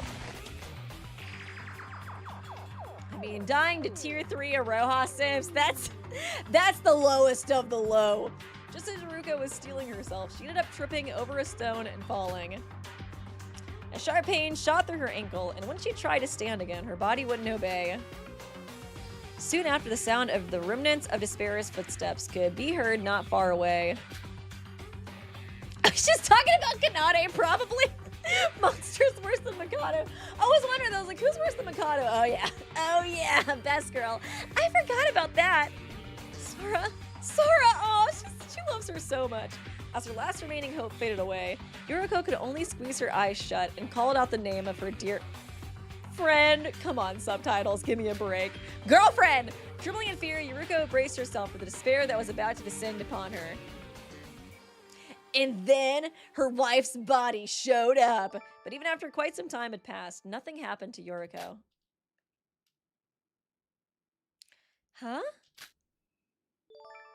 Not only did nothing happen, but strangely, the surroundings had grown quiet. When Yuruko opened her eyes, an astonishing sight unfolded before her. I was just kind of waiting for the Sora sprite to pop up, honestly. Thank you, Zol. Cancel if you want, but I think if you're a part of the Despair cult, Aroha Kenny, I think you deserve to be grifted.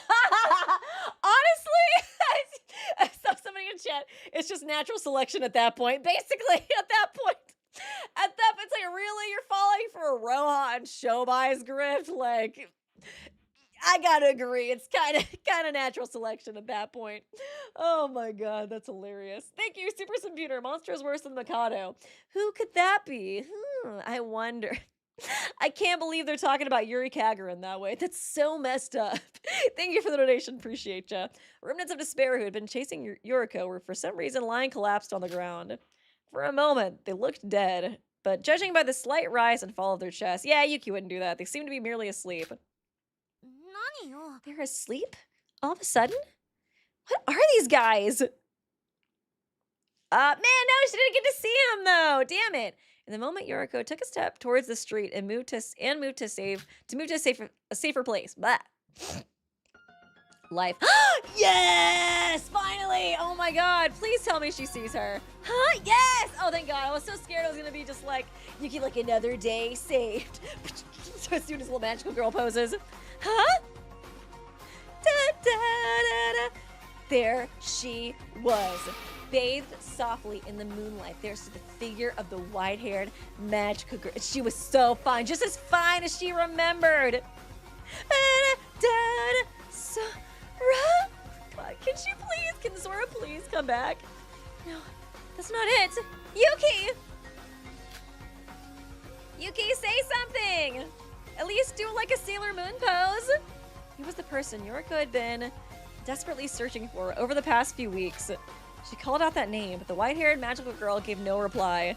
And without even looking at Yuruko's face, the figure turned and began walking away to somewhere unknown. Yuki, why? Why are you being so mysterious? Wait, Yuki! Was it you who saved me? How did you know? Oh, more importantly, I'm using Utsuro's BS powers for good, baby. I've been looking for you this whole time. What happened? Have you been doing okay? After that day, what? In her confusion, Yuruko blurted out words at random, unable to organize her thoughts. But then she realized something. Why she hadn't been able to meet Yuki until now, and why Yuki wasn't saying a single word. She recalled the last image of Yuki she had seen on Utsuroshima. Something only Kabuya knew from that day. No, Yuki wasn't the only one Yuruko remembered. All the memories of that day, everything she had seen and heard on that island, the place that had turned her life upside down, flashed through her mind like streaks of light. And at last, she understood. Having realized everything, Yuruko took a light breath, and carefully opened her mouth towards the figure. Yes, there was only one thing Yuruko needed to say, here and now. Thank you. Yeah, thank you. Is he still just like traumatized from like everything he learned from that day? I mean, it was really bad, dude. I'm okay now. Aw. Yuki! Aw, Yuki Dukely! Ah! As if she had been waiting for those words, the figure finally began to slowly turn around and looked at Yuruko's face. Please smile. That'd be so cute.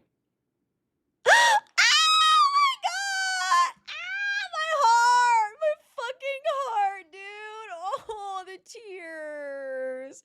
It's okay, Yuki Dukely. Oh my goodness. Aww. Please be besties, be roommates or something. Aww. I'm hoping that she was at least able to get some closure, you know, from that. Oh, that was beautiful. Oh my god, that face. I see today is your last session as well, ma'am.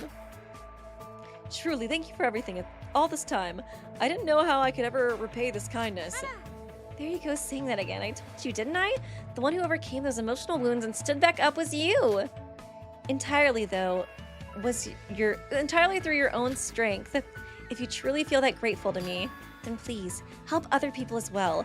There are still many people in this world who've been hurt, just like we were, yeah, from the despair tragedy.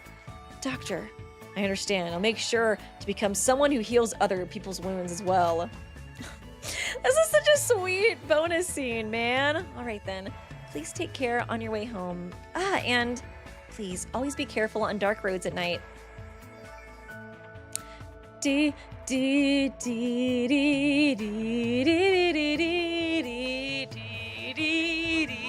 Oh man, that was so sweet, dude. Yum. Oh yeah, Thank you to Find Obsessed. The fact that Yuruko is searching for Sora, just like how she was searching for Monako in her past. Oh yeah, dude, for real. Yuruko in Chapter 4 almost compared her search with the Voids, searching for Utsuro, yet unlike the Void, she actually succeeded twice. She's not a loser like the Voids. L Moids. Thank you, Andrew. Sure, here we go, Sora. Here we go. I know. Aw, it was so good for her to see. I just wish that, like, I don't know, he could, like, rely on her and they could, like, rely on each other or something, you know what I mean? Thank you to Fun Obsessed. I thought I'd never support Yuki x Yuruko, but now, maybe. Oh my god. Thank you to Find Obsessed. Also, this is upsetting me. Aroha, when I know, Aroha, get a freaking clutch on your underlings, girl. What are you doing? Allowing them to fucking, like, murder people? Like, give me a break. Phew, I worked hard again today. I'm exhausted. As soon as her consultations were over, Yuruko immediately switched into off mode and threw herself on the office sofa without even turning on the lights. There were dozens of people each day who sought counseling from her, the symbol of the next generation's hope. She never once thought of it as a nuisance, but even for her, this workload was overwhelming. After that day, Yuruko returned once more to an ordinary life with nothing particularly special about it, just waiting for her wife. But the part of her heart that had always felt empty was now filled with something warm and comforting. Nothing seemed to have changed, and yet there was something that had definitely changed. Yeah, she just needs some closure. Need to see Yuki Dukali living happily. Please, Ray, be like, we got your wife out of the machine. She's in an iPhone right now that we're shipping right to your doorstep. I do kind of imagine Yuruko just having a wedding with an iPhone with Sora on it. A vibration from Yuruko's smartphone signaled an incoming message. Yuruki, coming up with ship names for them. With a slightly brighter expression than usual, Yuruko picked up her smartphone and checked the screen. On the screen, as always, there was a message from Ray, and Yuruko slowly began to read it. I do kind of low-key might ship it a little bit. Unless she got Sora out, baby! And unlike usual, she drew in a breath as if slightly surprised. Please tell me! She's in the smartphone, isn't she? We have a Galaxy tablet going right to your doorstep! Don't leave me hanging. And gently showed a small smile.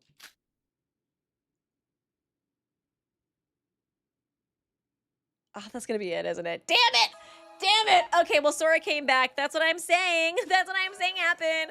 Sora came back. I guess either that or maybe Yuki made contact with Ray. I guess I could also see it being like that too. But her last update was, you know, relating to Sora. So that's kind of why I thought maybe it was, you know, Sora related, but I guess we'll see. I like to imagine they put Sora on a smartphone. Yuruko's gonna take her home. I want to believe that that's canonically what happened. Hero in Flames! Yay! Shinji! I wonder if there's gonna be like, what was it, that story about how he got like the flower necklace? I always really liked that story from his free time events. Or was that from his free time events, or was that just a general story? Regardless, I always liked that backstory. Shinji Kasai, the firefighter who always takes the lead, rescuing people from the fires. With every person he saves, the burn scars on his body multiply. Even with his doctor's advice, he refuses to abandon his sense of heroism. Putting his body through a lot of hardship because he just cares about people so much, man. Old man Yowie. Oh my god. Oh, wait, is that Inori's dad?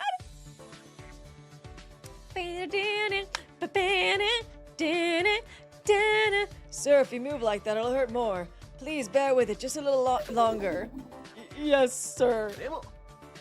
By the way, I didn't realize that Dr. Ando's hospital for that renowned specialist was this close. I haven't been in this neighborhood long, so I was unsure which hospital to go to, but I'll be relying on you often from now on. Yeah, it's like he does look like her a lot, literally. No, don't worry about relying on us. The less you come... Does he have old man Yaoi with Inori's dad? That's a twist. The less you come to the hospital, the better. You're the patient, Mr. Kasai, right? I know who you are. You've already appeared on TV quite a bit in those firefighter specials, haven't you? Oh, you know me. That's an honor. I wouldn't say I thought very highly of you, though. Damn. What? Why is that? I don't really like people who don't take care of their own bodies. Mr. Kasai, you need to prioritize your body a bit more. Look at these injuries. How much have you overworked yourself? I'm sorry. It's alright for now. Take these medications. Let's check your condition again in 3 days. And for at least the next 2 weeks. Any strenuous activity or exercise is strictly prohibited. Got it? Yeah, I was planning to do nothing during this day off and just rest with my family. Oh yeah, he did have a family. Oh, it's happening! Is there an earthquake? No, there's nothing on. Oh no, there's nothing on my phone. What? This is an emergency call alert? Oh my god. So much for the rest! Gonna go freaking sprint to whatever building's on fire and die. After finishing his appointment and packing up, Kasai pulled out his smartphone to check the message, his face clearly showing his confusion. There's a dog in a burning building. Second emergency call, E-type. Due to an overturned tanker, multiple collisions, and a fire on Minato-ku Rainbow Road. All assigned personnel must respawn immediately. Not Rainbow Road. Are Mario and Luigi okay? An accident? Wait! Seeing Kasai's smartphone screen, Ando hurriedly turned on the TV in the examination room. That was gonna be bad. On the TV, a caption read, breaking news. Oh my god! Over 30 vehicles, including trucks, involved in a chain collision on Rainbow Bridge. While reporting on the chaotic scene, as soon as Ando... You know, I never liked Rainbow Road. I always fell off the road when I played that game. As soon as Ando saw the news, his face turned pale and he shouted to the nurse behind him. Mr. Mamura, you issue a code yellow in the hospital immediately. Bone and trauma patients are going to flood in. Hurry! Mr. Kasai, for now, don't push yourself and stay home. He's already left the building. Yeah! Mr. Kasai? Mr. Kasai, this guy really... Ando rushed to find Kasai, but he already dashed out of the examination room.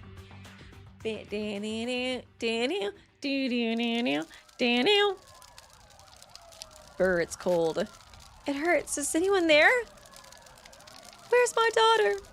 Oh no! Aww. The child was groaning among the piles of twisted metal, pressing down on their small body. Why does that Loki look like Kanata? Though the pile of twisted metal blocked their view, they could roughly understand the situation from the screams of people and the wailing sirens. And they were in hell right now. I know, man. So awful. Flames surrounding the child were heating up the cars that had turned into twisted metal. The child couldn't feel the heat. The child, on the contrary, felt cold. If they could move their body, they would have jumped into... They wanted to jump into the flames. Is it her? I was like, it looks exactly like her. Mom, it hurts. How did it come to this? It was supposed to be a fun family trip. So why were they suffering like this here? The child, unwilling to accept the sudden misfortune, clung desperately to a thread of hope. But, sure enough, by the time the screams around them began to subside... Oh, Jesus, that's gotta be so awful to be, like, just laying there bloodied, and it's like you hear the screams subsiding, knowing that they're, like, dying. The child's perseverance slowly started to run out. They will come. A hero will come. Oh my god. Clinging to a fragile thread of hope, the child quietly murmured amidst their fading senses. And a miracle would happen, and just like they had seen in comics, a hero would appear and save them.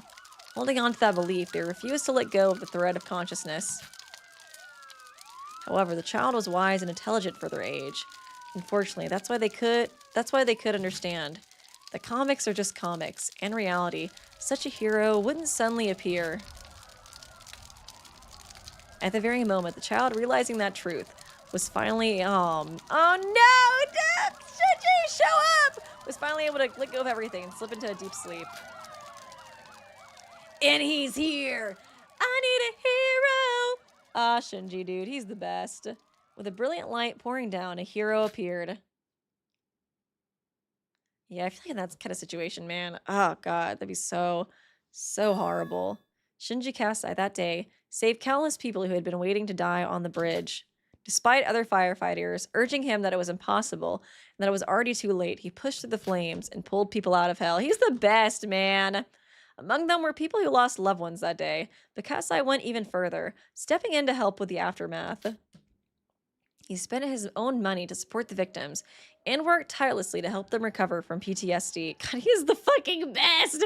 Even if just a little. Thanks to that, many people remembered Kasai, even as time passed. Aw, and would visit him regularly to express their gratitude. And now he's fucking dead. Fuck you, Mikado. But after that day, Kasai was no longer able to work as a firefighter. Two grave injuries. Yeah, that did seem like a lot, dude. How is your health these days, Mr. Kasai? Well, it's always the same, but thanks to Dr. Ando, I'm able to move around. Since I'm no longer a firefighter, I guess there's no way for it to get worse. I'm sorry. What for? That day, I should have done whatever it took to stop you from going to the scene. You saved so many people, though! If I hadn't pushed you that hard back then, your health wouldn't have deteriorated like this, and you wouldn't have had to quit being a firefighter. No, Doctor, you're saying that again. Even if you don't feel responsible, it's not your fault.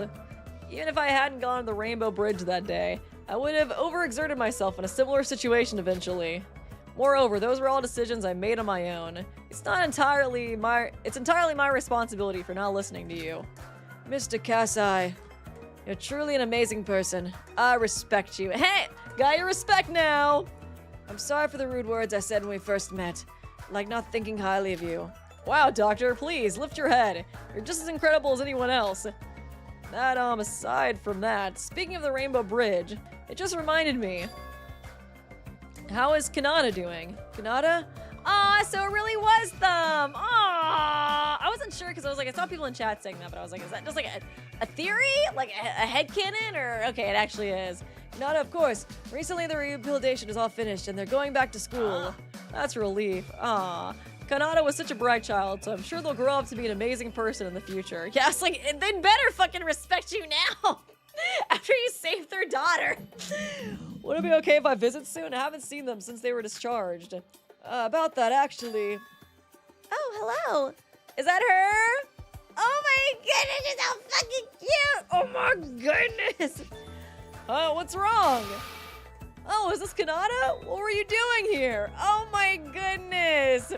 Actually, when I told them that Mr. Kasai was coming for an appointment today, they insisted on meeting you and followed me all the way to the examination room to say hello. Aww. Is that so? You cute little thing. It's good to see you. How have you been? Aww. Yes. Mr. Kasai? Huh? Oh my goodness. That's so freaking cute. Thank you for saving me that day. I really wanted to say this to you in person. I don't think I was able to properly speak back then because of the after effects of the accident. Yeah, girl, that was a lot. Kanata. I already told my father, but I want to become a doctor. Aww, she wants to save people just like him. A doctor? Like Dr. Ando? Yeah, I want to become an amazing person, like you and my father, and save people too, and now she's fucking dead! Finally, one of the daughters is found. So true, finally. When I made that joke, I didn't realize it was really gonna be his daughter. Oh my god, dude. Oh my gosh. And thank you, Mayan Theta, for the donation as well, 4290. By the way, Kinji burnt a nori, so... Yeah, he did it for the orphans, though. I don't know if I can really defend him on that. That was so fucked up. That was so terrible, man. Oh, that was so bad. I still don't... He just killed her in such a horrible way. That was the worst part about it. 'Cause, like, you know, I get it, the orphan thing, dude. Like, but still, like, I don't know. What's with going so ham and, like, killing them in such a horrible fashion? Also, yeah, does Kanata have, like, they, them pronouns? I was like, I didn't really realize that. I wasn't sure if they were just trying to make it, whatchamacallit, like, uncertain on whether or not it was really them or not. And thank you, Andrew Schur, so adorable. I know. They look so cute, dude. I thought that would be a way to repay Father and you to save my life. I know sometimes translations do kind of do they, them, though, because I think Mav had that a lot. What did you say? Dr. Ando, is this child really an elementary school student? How does this child have such an admirable and mature way of thinking? Kanata has always been a smart child, even before meeting us. I'm often amazed by them as well. Mr. Kasai, do you think I can become a great doctor? Of course! Of course, Kanata. You will one day be the hope of the medical field, following in Dr. Ando's footsteps. Aww, cutie pie! Why, Kinji? Why? Oh my god. Kasai gently smiled as he patted the little girl's messy hair. From this day forward, the relationship between Kasai and Ande became even closer, and they occasionally held small family gatherings on weekends. Although Kasai quit being a firefighter, his passion to protect others remained unchanged, and he continued to do what he could. He's the freaking best, man. However, none of the three people in the examination room knew at that time that the small, fragile child would, a few years later, become a high school student and enroll in Hope's Peak Academy. That the kind doctor would eventually join an organization that does not forgive evil. That the brave hero who doesn't take care of his own body would become involved in a huge incident on an island. They're all fucking dead, aren't they? And the fact that only, I think her dad is probably still alive at least. The fact that only one out of the three of them would survive. Oh, that's so terrible, dude. For him to lose his child. No one knew. Oh my god. So sad, dude. At least it was wholesome until we remembered all the bad stuff that happened later. Oh, man. Oh, Setsuka! Oh my god, finally we get to see her voiding it up, girl. I've been waiting. I've been waiting to finally see you get your void on. Setsuka Chibukuro was one of the next generation symbols of hope, who used her intellect to combat remnants of despair and contribute to peace. While working as a private detective, she received a request from an organization that could determine her fate. It's gonna be her getting captured, maybe? I guess we shall see. Yep, let's view the story.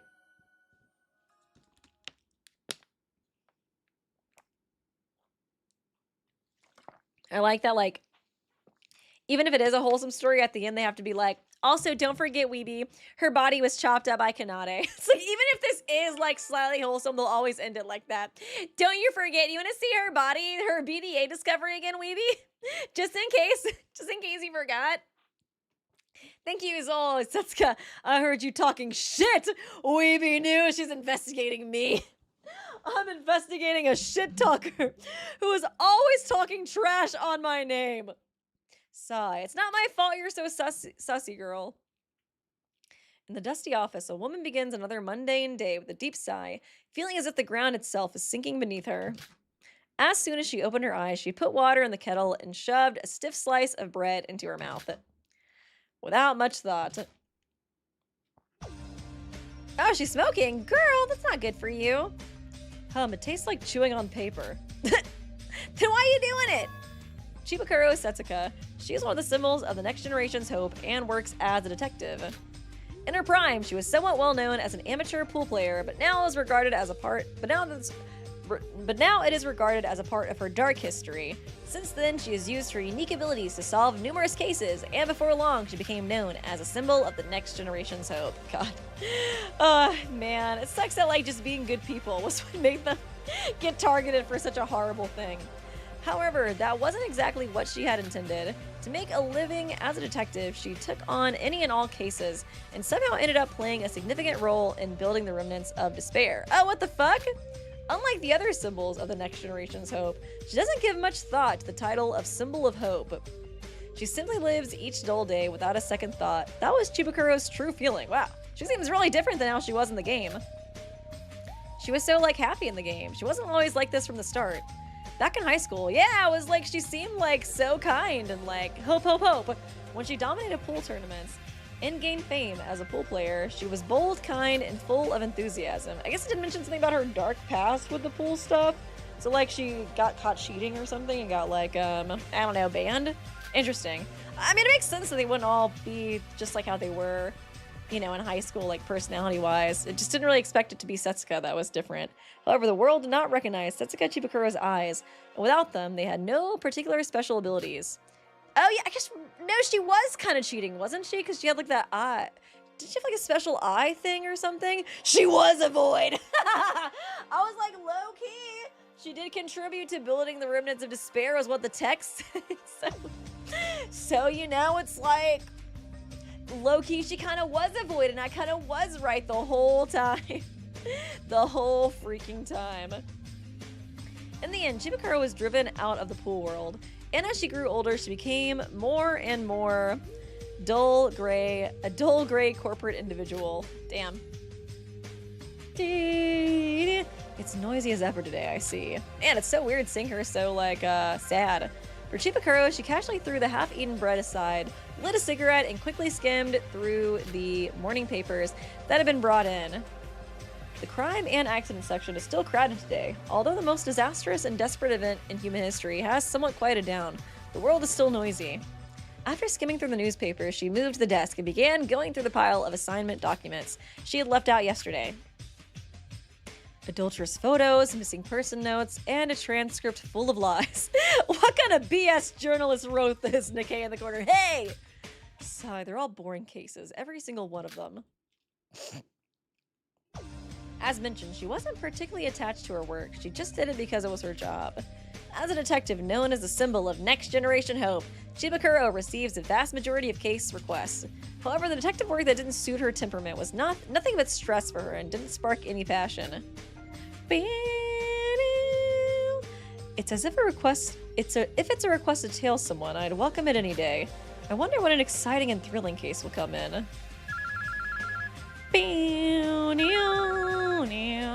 At that moment, the sharp sound of the telephone broke the silence. She crushed the cigarette in the ashtray with a smirk, and with a hint of anticipation, picked up the receiver. Yes, this is Chibukuro Detective Agency. Where did you say? The Kizurogi Institute. Interesting. Hiring her for something? Oh my god! Yay! We get to see more Kinjou and Ray! Hell yeah! Thank you for your hard work in coming such a long way, Chibukuro. Nice to meet you, big sis. Oh, she still says big sis, though! I am Setsuka Chibukuro. I like her hair, too. She cut it. You said this was a request to find someone, right? Correct. It might be a bit sudden, but let's skip the preliminaries and get straight to the point. Nani? Hold on a second. Who's that guy over there? Apologies for the late introduction. I'm Kinjou Tsurugi, the director of the Kizurogi Institute. Huh, the director.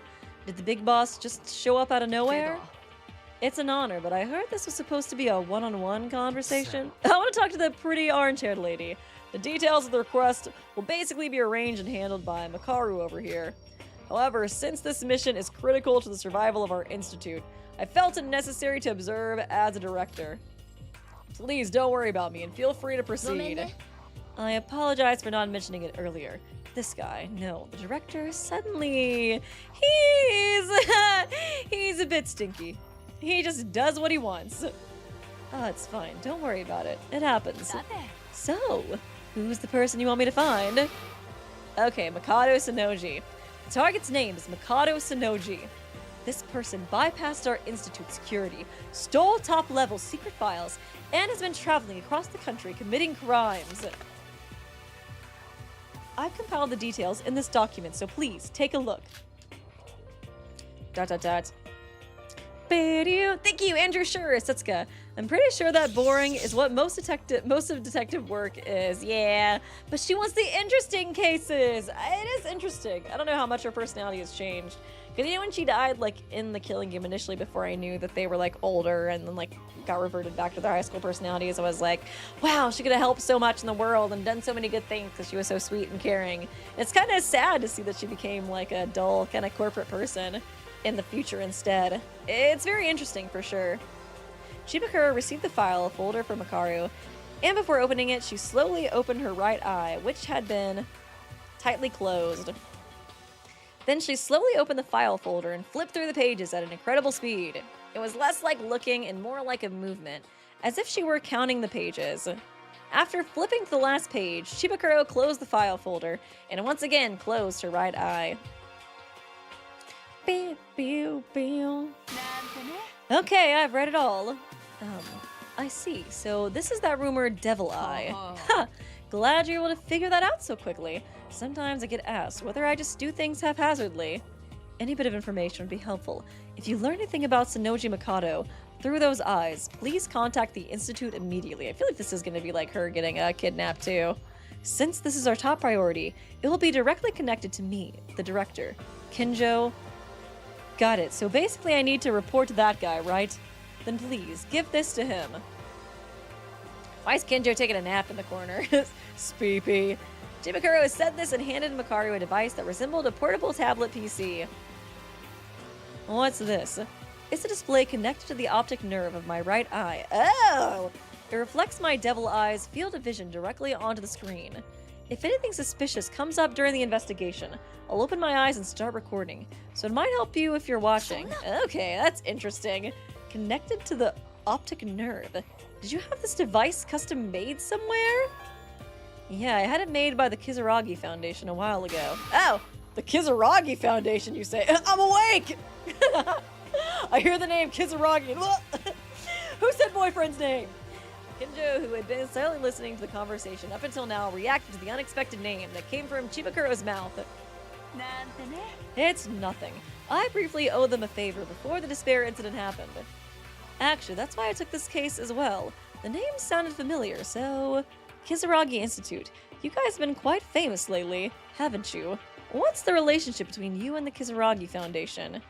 Well... You gonna say anything, Kinjou? Makaru shot a quick glance at Kinjou as she carefully was observing his reaction. Kinjou fell silent again without saying anything. However, he couldn't hide the fact that he was still quite surprised. Oh, is there something you're unable to say? No, that's fine. There was a handsome blue-haired kid who made this for me. Oh no, he's gone! If he's here, please send my regards. By now he's probably around the same age as you guys. Oh, Kinjou! There. Could it be? Just start sobbing on the spot. Okay, I think I triggered a nerve. Huh? Oh, Kinjou. Oh, it's nothing. I'm sorry. What a letdown. I thought you were gonna crash out or something. Anyways, are we done? Should I begin investigating now? What? You still have something to say? No, but I like how straightforward you are. I can feel that you're a boss bitch, just like me. Pretty different from what you imagined, huh? No, not really. It's alright. I get that a lot. Being called the next generation hope or whatever. Oh, fucking hope. Hate that shit. And having that cool image forced onto me.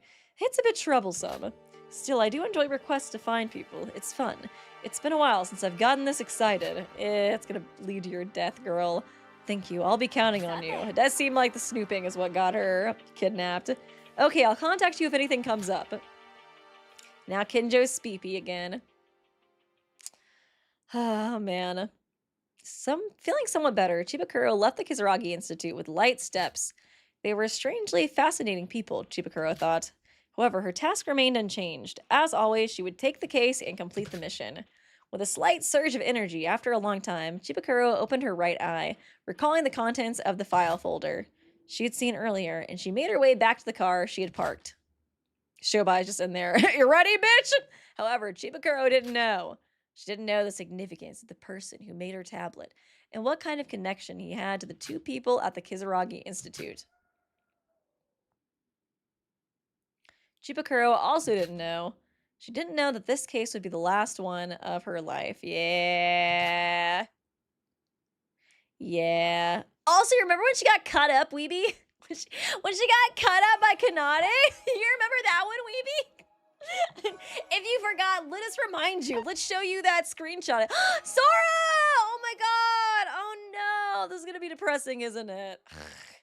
Just me forever in emptiness, alone.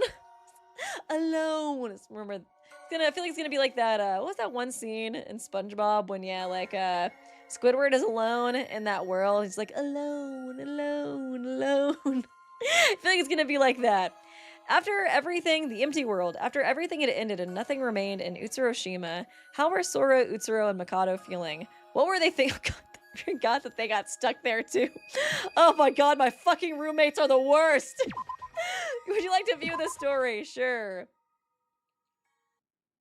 Sora! Thank you for waiting, Utsuro-san. I'm sure they're making it out fine. Oh god. Tyra's there too.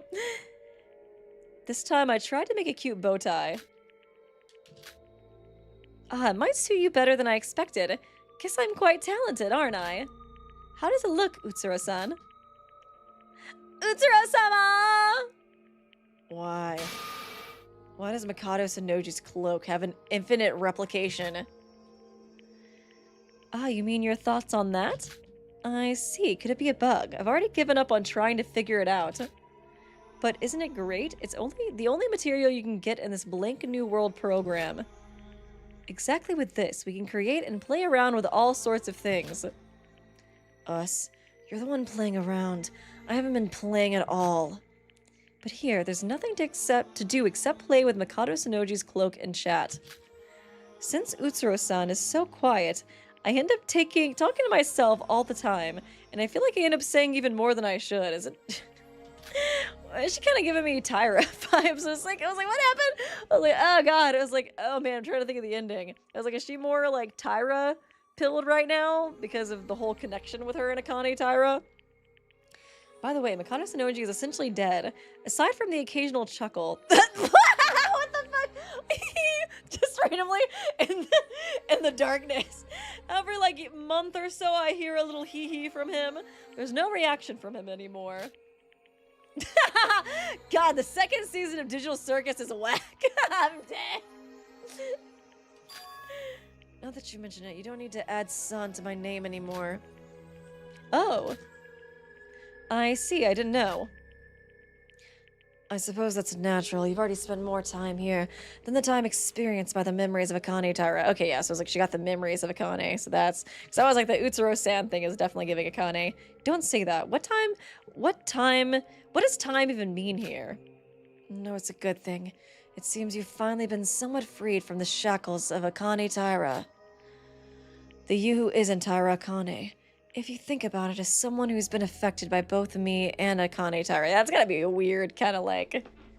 Is dichotomy the right word? Like having both like Sora's memories and Akane Tyra's memories? Like, that's gotta clash a little bit. Like Akane, the person who put you in this like awful position, and then like also being her and loving Utsuro and all that. It's not Akane Tyra, it's Akane Tyra. So true. God, I love Kane. You who isn't Tyra Akane, if you think about it, is someone who's been affected by both me and Tyra Akane. Sora. Huh? There's something I want to ask. Wow, the sun will rise in the west tomorrow, huh? For you to start the conversation first, Utsuro-san. Of course, here neither the sun nor the moon rises. What if, even for just a moment, if fate or some new power equivalent to it were to reappear in the real world? What would you do then? What do you mean by that? Isn't the lucky fortune with me right now? This is just in case. Seems like the lucky fortune went with Yuki. And his little magical girl stuff. Well, even if you ask, what will you do? Isn't it true that there's nothing we can do right now? I see. I said something strange. Interesting. I see, but even if something like that happens, I don't think there will be any problem at all. Why is that?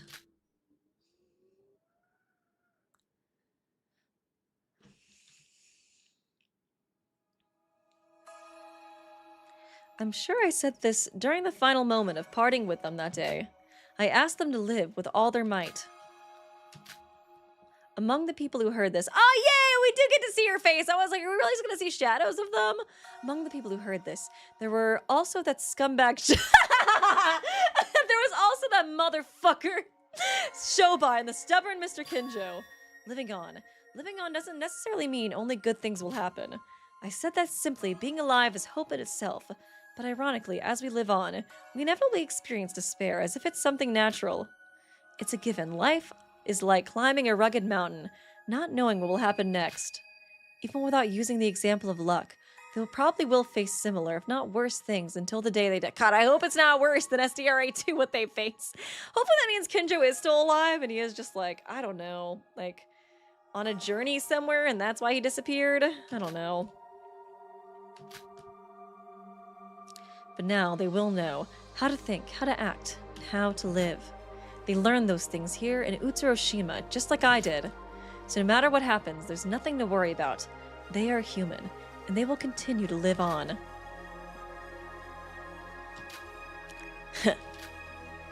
What's so funny? My hope speech. Oh, Utsuro, still so indifferent.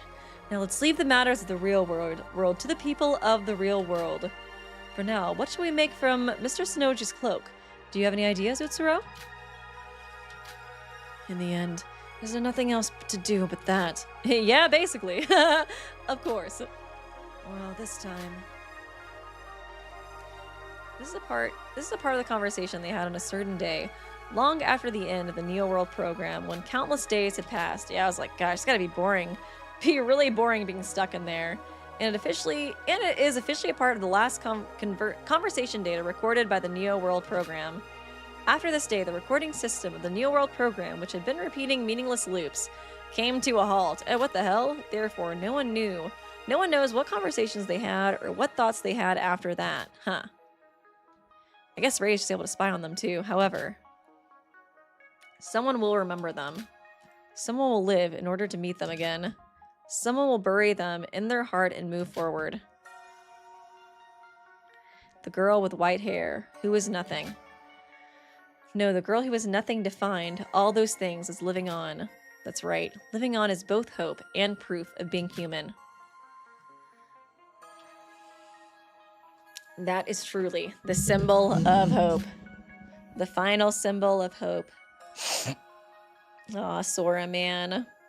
Aw, that was sweet. What a good way to kind of conclude everything. Aw. And thank you, Zol. Weeby Kinjou is clearly looking for his Yuki Dukali. I was thinking that, but I was like, so confusing. I guess he would be looking for the real Yuki who's possessing Sora. Is he looking for that Yuki? Surely. I was thinking that too, but I was like, Utsuro's definitely, yeah, in the machine though, and I feel like that's the one. What's the one he's got beef with? So I was kind of thinking he might be looking more for him, but then it's like, why would he leave the Kizurogi Foundation if he's looking for him? So maybe he is looking for real Yuki Dukali. Oh man, that was good though. That was really good. Where is Yuri? Dude, they didn't really have any Yuri Kagura scenes. That is kind of interesting. I think they got most everybody else, at least. Did they get most everybody else? Was it really just Yuri that they missed out on? I think everybody else showed up at least a little bit. Kinjou's fighting AI Mikado. He just jumped into the digital world. And they're fighting forever. Okay, I guess we can finish it out with Queen of Despair. I do kind of want to replay this one. I remember it being pretty memey at least. Aroha's so fucking funny, dude. I love her. Oh, Kokoro. That was the other one. Okay, interesting. I wonder why they didn't show Kokoro. It would have been interesting to see her. She is horrible, but it would have been interesting to kind of see her. Oh, God. Oh, God. If we would have seen her with Makako, oh, that would have been brutal, dude. I'm surprised they didn't do, like, a scene of her with Makako. Dude, that would have been so heart-wrenching. Okay, Queen of Despair. I already did this one, but yeah, I kind of want a refresher. I just fucking love Aroha so much, dude. She's such a goofball. I love despair. I like watching people suffer. When I hear their screams and cries, I can't help but feel overwhelmingly happy. For someone like me, the ultimate despair was truly a godlike existence. Over the past few years, the number of incidents caused by the ultimate despair drove me insanely excited. It was the first excitement and pleasure I had ever felt in my boring life, and I continue to indulge in it. But there is no such thing as an eternity. I guess there's no Mikado either. Well, kind of. Mikado, we saw him text. We saw him text Nikei in that one thing. In the end, the ultimate despair was defeated by the ultimate hope, and the biggest, most awful despair event in human history was nearly brought to an end. Humanity overcame despair, embraced new hope, and moved forward into the future. Oh, this is not... Oh, this is some random guy. That was despair for me. I forgot it was an Aroha scent, but my name is Watanabe Taro. I'm a remnant of despair who loves despair and lives for the sake of despair. In this day and age, it's hard for despair to survive. The ultimate despair has been eradicated, and most of the remaining remnants of despair have either died or been imprisoned. Recently, as the world has regained hope, the judicial system has been fully restored, and not only those bastards from the organization, but also the government's dogs are roaming around again. For us, the remnants of despair who worship despair. This guy's a fucking dumbass. It's hard to take this guy seriously when he's literally an Aroha tier 3 simp. A situation like the current one can only be described as true despair, so therefore you should love it. This is the place. My queen. Tier 10,000. Tier 1 million Aroha simp. However, even in such a despairing situation, hope still existed. Well, don't you fucking love despair? You should love the fact that you have no despair and that causes you despair, right? Come on, let's get on this. After asking around here and there, I was finally able to make it here. Sometimes the despair and hope talk reminds me of Kingdom Hearts, like the light and darkness talk, to the queen of despair. 3 blocks northwest from the dump site was past the broken payphone, then 15 steps towards the church. Ugh! It opened, so the information was real. There she is! My chest begins to tremble. The person I'm about to meet is such a powerful figure that a mere underling like me wouldn't even be able to meet their eyes. I'll burst into flames once I meet her. The rumors that have been circulating these past few months, information that there exists a next generation symbol of despair who calmly commits crimes that consume all hope and would shock even God. So true, even God fears Aroha. Let's go in. So true and so real. Why are you calling him Rentaro? A dark, dust-filled, worn-out staircase. It was a ruin that ordinary people wouldn't even spare a glance at. Yet it had a strangely reassuring atmosphere. I kind of love the fact that her and Shobai are still grifting and scamming people, honestly. It was precisely the aura of despair. Thank you, Andrew Sure. Me whenever I hear Taro Watanabe. Taro wannabe Nabe, more like it, got him. After passing a few flights of stairs and corridors, I found a door from which an extraordinary presence was emanating. After taking several deep breaths, I knock on the door with a trembling hand.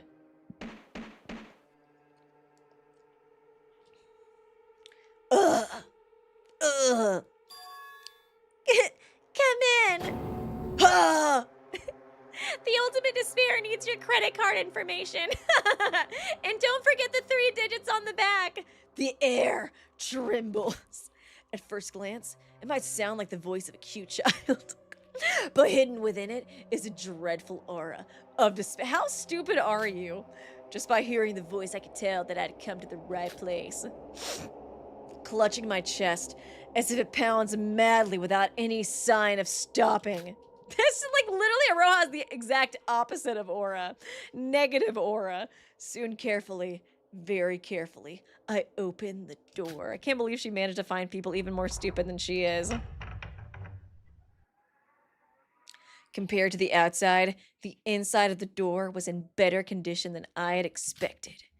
Dust from the ruins still drifted through the air, but in this room alone, there was no time to worry about something like that. An overwhelming pressure, filling the small room to the brim. And the moment that person entered my field of vision, I had no choice but to be overwhelmed.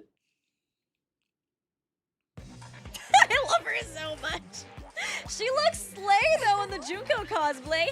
Are you Watanabe Taro? Look at that fit, girl. At first glance, she looks like an ordinary girl. I love the fact that just fucking Shobai in the suit too. Why do I have to wear the freaking monochrome hat?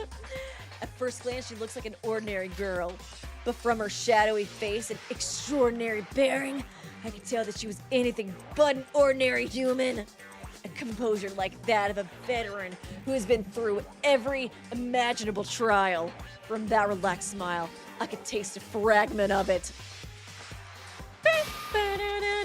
Ah, yes, I'm Watanabe, the one who contacted you, Queen. Please step on me. For a moment, I forgot she had called my name and simply stared at her blankly. I also need your social security number. So this person is the next generation's symbol of despair. Nikei Aroha. She has that stupid ass like smirk on her face too, that Smile. At some point, she became a legend among those of despair. Queen of Despair. Inashima Junko III. New generation despair. This is what despair does to your brain. All of these are names used to refer to her.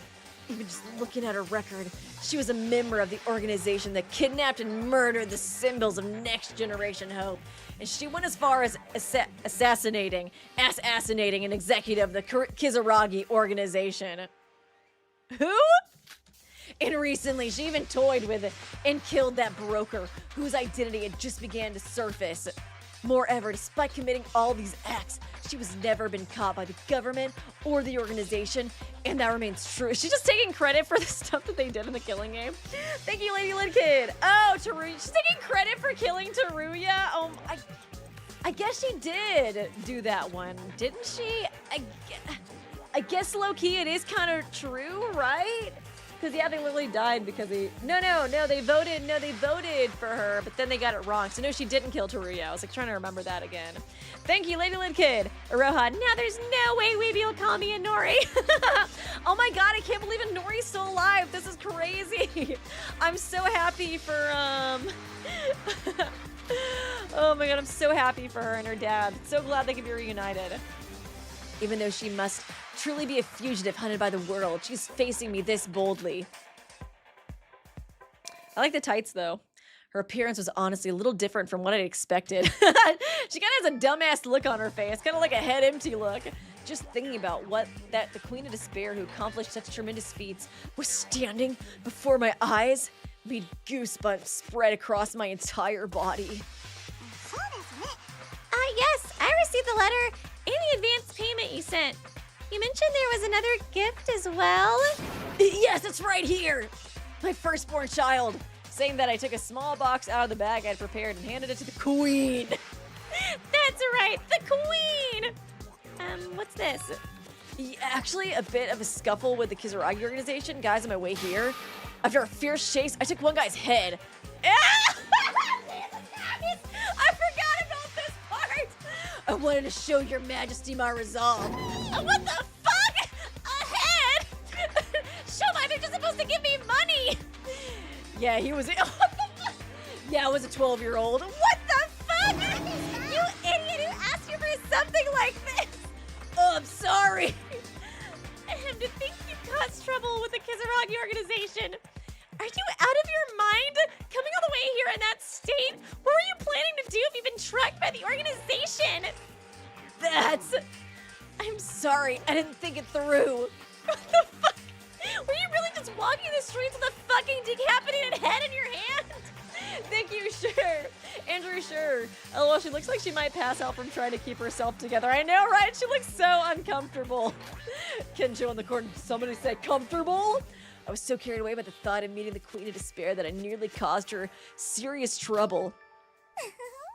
If you're sorry, then you should show some sincerity, shouldn't you? Money! Give me money! Sincerity, you mean?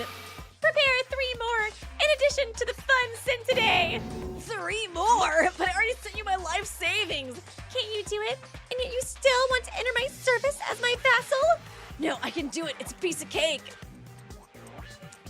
There's an SUV prepared behind the building. Get in and move out. For now, I'll have you taken to the hideout. One of the executives there will give you the details. That means... mistakes can be made up for. Welcome to the new ultimate despair. She's so stupid. I love her so fucking much.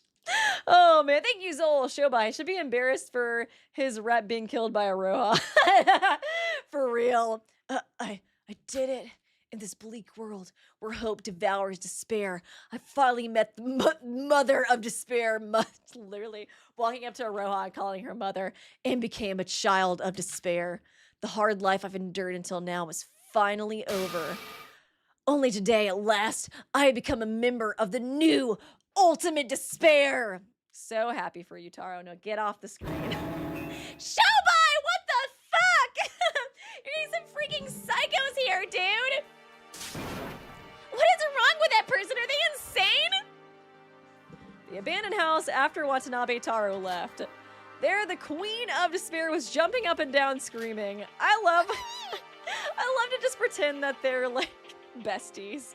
I mean, why on earth would you give someone's head as a gift? Who on earth would be happy to receive something like that? If he were normal, would he have come to people like us in the first place? It's not like I've only seen a severed head once or twice. Once or twice, sure, but why would I be seeing severed heads in the first place? Come on, is this baby's first severed head? Hashimoto Shobai, a broker who operates only in the underworld. After the Yusuroshima incident, his identity was brought into the open, and his actions shocked many people. However, he is known to the public as having died when a bridge collapsed during his escape from the Kizurogi's organization's custody. He disguised himself as a corpse that happened to be beneath the bridge, just so happened to be beneath the bridge, as his own, making it appear as though only Nijue had escaped with him. That's how it is known to the public. For some reason, it seemed that people believe Nijue Aroha killed him, but who would believe that? The truth is known only to those involved, at least for now. I like to imagine that they're just like besties. Like they bicker, but truly they're all Betsies. Besties. Oh my god. I feel like I need to eat soon, dude. I don't think I ate enough before stream. Feeling out of it.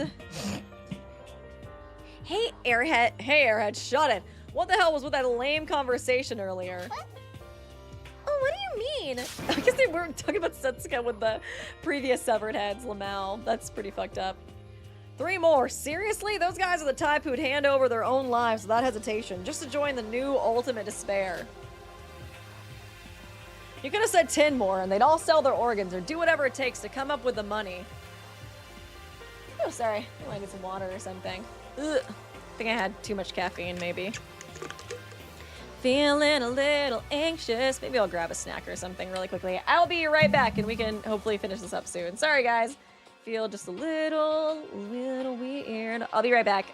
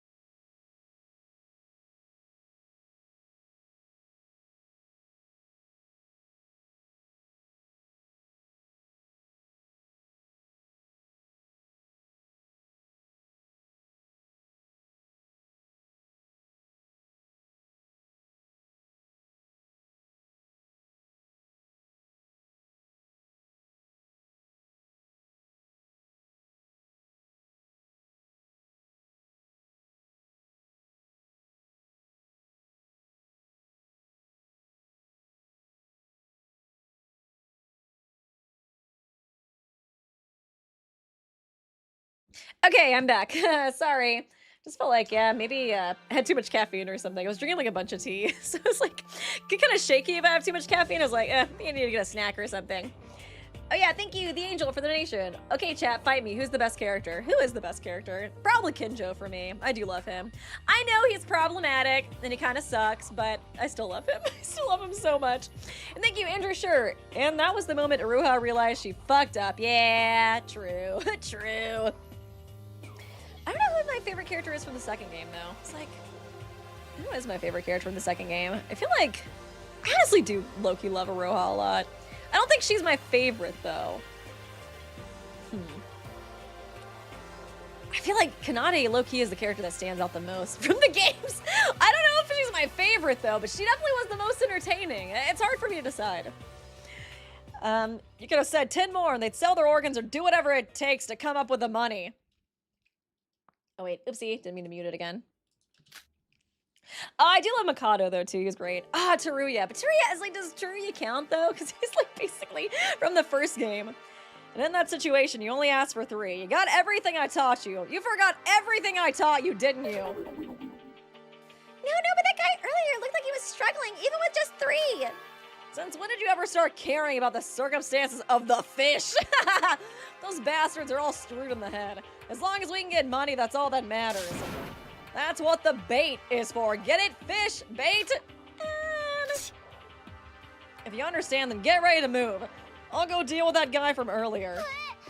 If you understand, then get ready to move. I'll go deal with that guy from earlier. Did you even listen to what that guy said earlier? He told us he had a run-in with the organization on his way here. We gotta get the fuck out of here. If there's even the slightest chance we were tracked, we're finished. We already got the advance payment. Anyways, so we've achieved our objection. Forget the 3 or whatever. This guy should be taken care of here. And the hideout too? Are you even asking? Of course we have to move it. But even so, this place is pretty decent compared to the ones we've used so far. Listen, do you talk? You were the one whining about the dust and everything when we first got here. Hey, I'll be back soon, so don't move an inch from here. I don't know why I love Aroha so much. I think it's just because she's so funny and bratty. I feel like normally, stupid characters are nice, but I love that she's kind of still an asshole. Really stupid. I feel like that makes her kind of unique in a way. Shobai? What is it? How long do we have to keep living like this? Next generation symbol of despair, queen of despair. Promoting some non-existent fantasy like the new ultimate despair. This life of squeezing dirty money out of the fish who bite the bait. Girl, you're gonna conscience now? Are you really satisfied with that, Mr. Hashimoto? Of course I know that with our faces already known to everyone, this is the only way for us to make a living. And with the judicial system restored and the Kizurogi's organization power growing stronger, I know there's no other way. But we survived, didn't we? We survived that hellish killing game. So someday this life on the run will end and we'll return to our daily lives as proper members of society. Right? If it's you, Shobai, it's possible, isn't it? They gotta flee the country or something. If it's you, Shobai, you could come up with an even more brilliant method. Not me, though, so you do the thinking, okay? Hey, what exactly do you think I am? What? Well, the world's greatest villain. You even backstabbed the infamous Mikado, maybe. I like his little sigh. Hey, airhead, listen closely. I don't know what kind of delusions you have about a guy named Shobai, but I've been living like this from the very beginning. Do you think trash like me has been living large and stylishly all this time? You just seem pretty chill and cool, on the island. Trash lives by doing trashy things. And you're trash now. If you're sick of this crap, then as of today, our deal is over. What?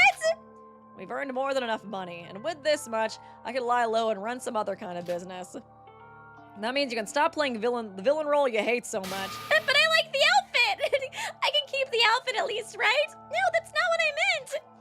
I have no intention of working with someone who still clings to society. Oh, that's not what I meant! If you disappear, then Yeah, I was like, that's why I felt so bad for Yuruko, because, I feel like she had nobody to, bond with. At least, Aroha and, Shobai have each other, you know what I mean? Why are you so attached to me? You have it, don't you? The remnant of divine luck? But this is... You saw it back at the Daigo Bridge, right? Yuki Maeda is alive. By some stroke of luck, no one knows how it happened.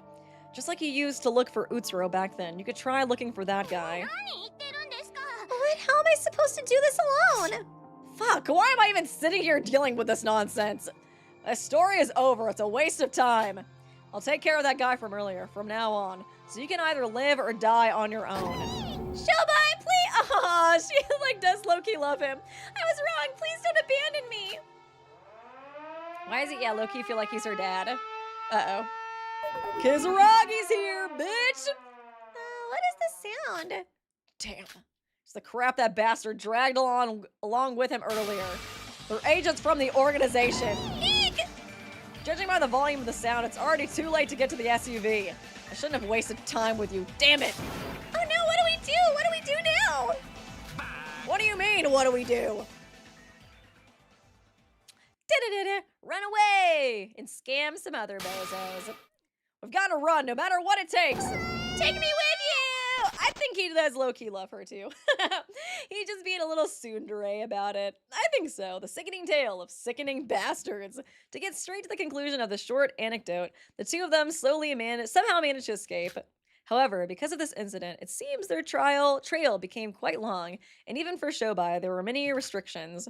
Or whether a deal was made again with Aroha, no one knows.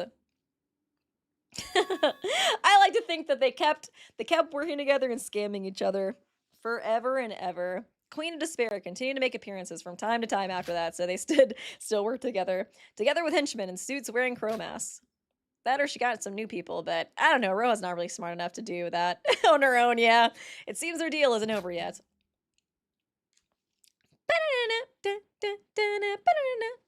That was good. Oh, it was fun! I'm so glad they decided to update this series. I kind of do doubt we're gonna get any another 3, I guess credit. It's probably just like regular credits, right? I would assume as much. I guess y'all can let me know if it's anything interesting. But yeah, it was really good to see everybody again. I really loved Kinjou's whatchamacallit, Utopia. That was definitely my favorite, seeing everybody. And it's not because Mitch was in it. It's because everybody else was in it, okay? We got to see everybody else. It's kind of good to see some more of like Kinji's psyche too. The melody rhythm one was really good too. Oh my god. Seeing Kanade go crazy again was super fun. But yeah, super interesting, super fun. I do love, yeah. I just love the fact that Aroha and Shobai are still together scamming people. Oh shoot, that's not what I meant to do. Still together scamming people. That was fun. But thanks guys so much for coming to stream. I appreciate y'all. Yeah, unfortunately, I don't know if we'll ever really get any more updates for this series, but at the very least, I probably will do the dub at some point, since we had a lot of fun doing chapter 3, so I think it could be fun to revisit the dub for chapters 1 and 2, and I'm sure they'll keep releasing more of the dub parts in the future as well. Yeah. Check the credit. It got very nice thank yous from LINUJ. Okay, I can check it really quickly if it's interesting. I just wasn't really sure what would be in it. And thank you, Andrew. Sure, run as fast as you can. You can't catch me. I'm the gingerbread man. I always think of like whatchamacallit, that that scene from Shrek when I see that. Okay, we can watch it really quickly then. Oh. RPG Maker, Adobe Photoshop, Korean words. I mean, personally, I know Korean, so I just read through that all really quickly. And to everyone who loved the Danganronpa and other series. Aw, that's nice. That's cute. That's cute. Yeah, thanks guys for stopping by. Appreciate you all so much. I don't know. I think I might honestly check out Annabellum next. I feel like I've been wanting to check out Annabellum for a while, and I think they just released like chapter 2, Deadly Life, so we'd have 2 full chapters to go through, which would be really nice. And I've heard a lot of good things about Annabellum, so I think that would be fun to look into. There's also Danganronpa 10 Minutes, which is like, would be just a one-off stream, probably a very long one-off stream. Either a very long one-off stream or 2 like regular streams. But that like the art for that one's really good. But it's like a whole entire Danganronpa game, but it's only 4 hours long. So it seems kind of interesting. I'm just kind of curious how it's going to be paced. I feel like it'll be a very chaotic stream. I'm just kind of very interested to see how they went about doing that. You know what I mean? Like morbid curiosity. I feel like it might be kind of more of a parody of Danganronpa than like an actual like serious fangan. You know what I mean? But I think it'll probably be fun. And thank you, Super Computer. Sad to see it end for good. The series has literally changed my life more than any other game ever could. Absolutely incredible. I know. I love this series so much too. I hate that. Yeah, it's probably over. But I do hope that LINUJ maybe will like revisit the genre. I feel like he's really good at it. I feel like I think that other game because they made like some other games. I think like original works. But I feel like it looked kind of more like an action RPG, so I wasn't really sure if that would do good on my channel. But I feel like they're really good at these kinds of like I don't know like murder mystery types of stories. So I would love it if they did more like this, but I guess we'll just have to see. But I understand why they want to make just like their own original stuff as well and kind of move on to that. But yeah, thank you guys so much for coming to the stream. I will see you guys next time. Also, 100 line stream will be on Thursday instead of Tuesday because I have some voice acting classes this week. But otherwise, the schedule should be normal. I'll see you guys again on Saturday for more Dang It Grandpa, probably Annabellum. But yeah, I'll keep you guys posted. But yeah, thanks guys so much for coming, and I will see you next time. Bye!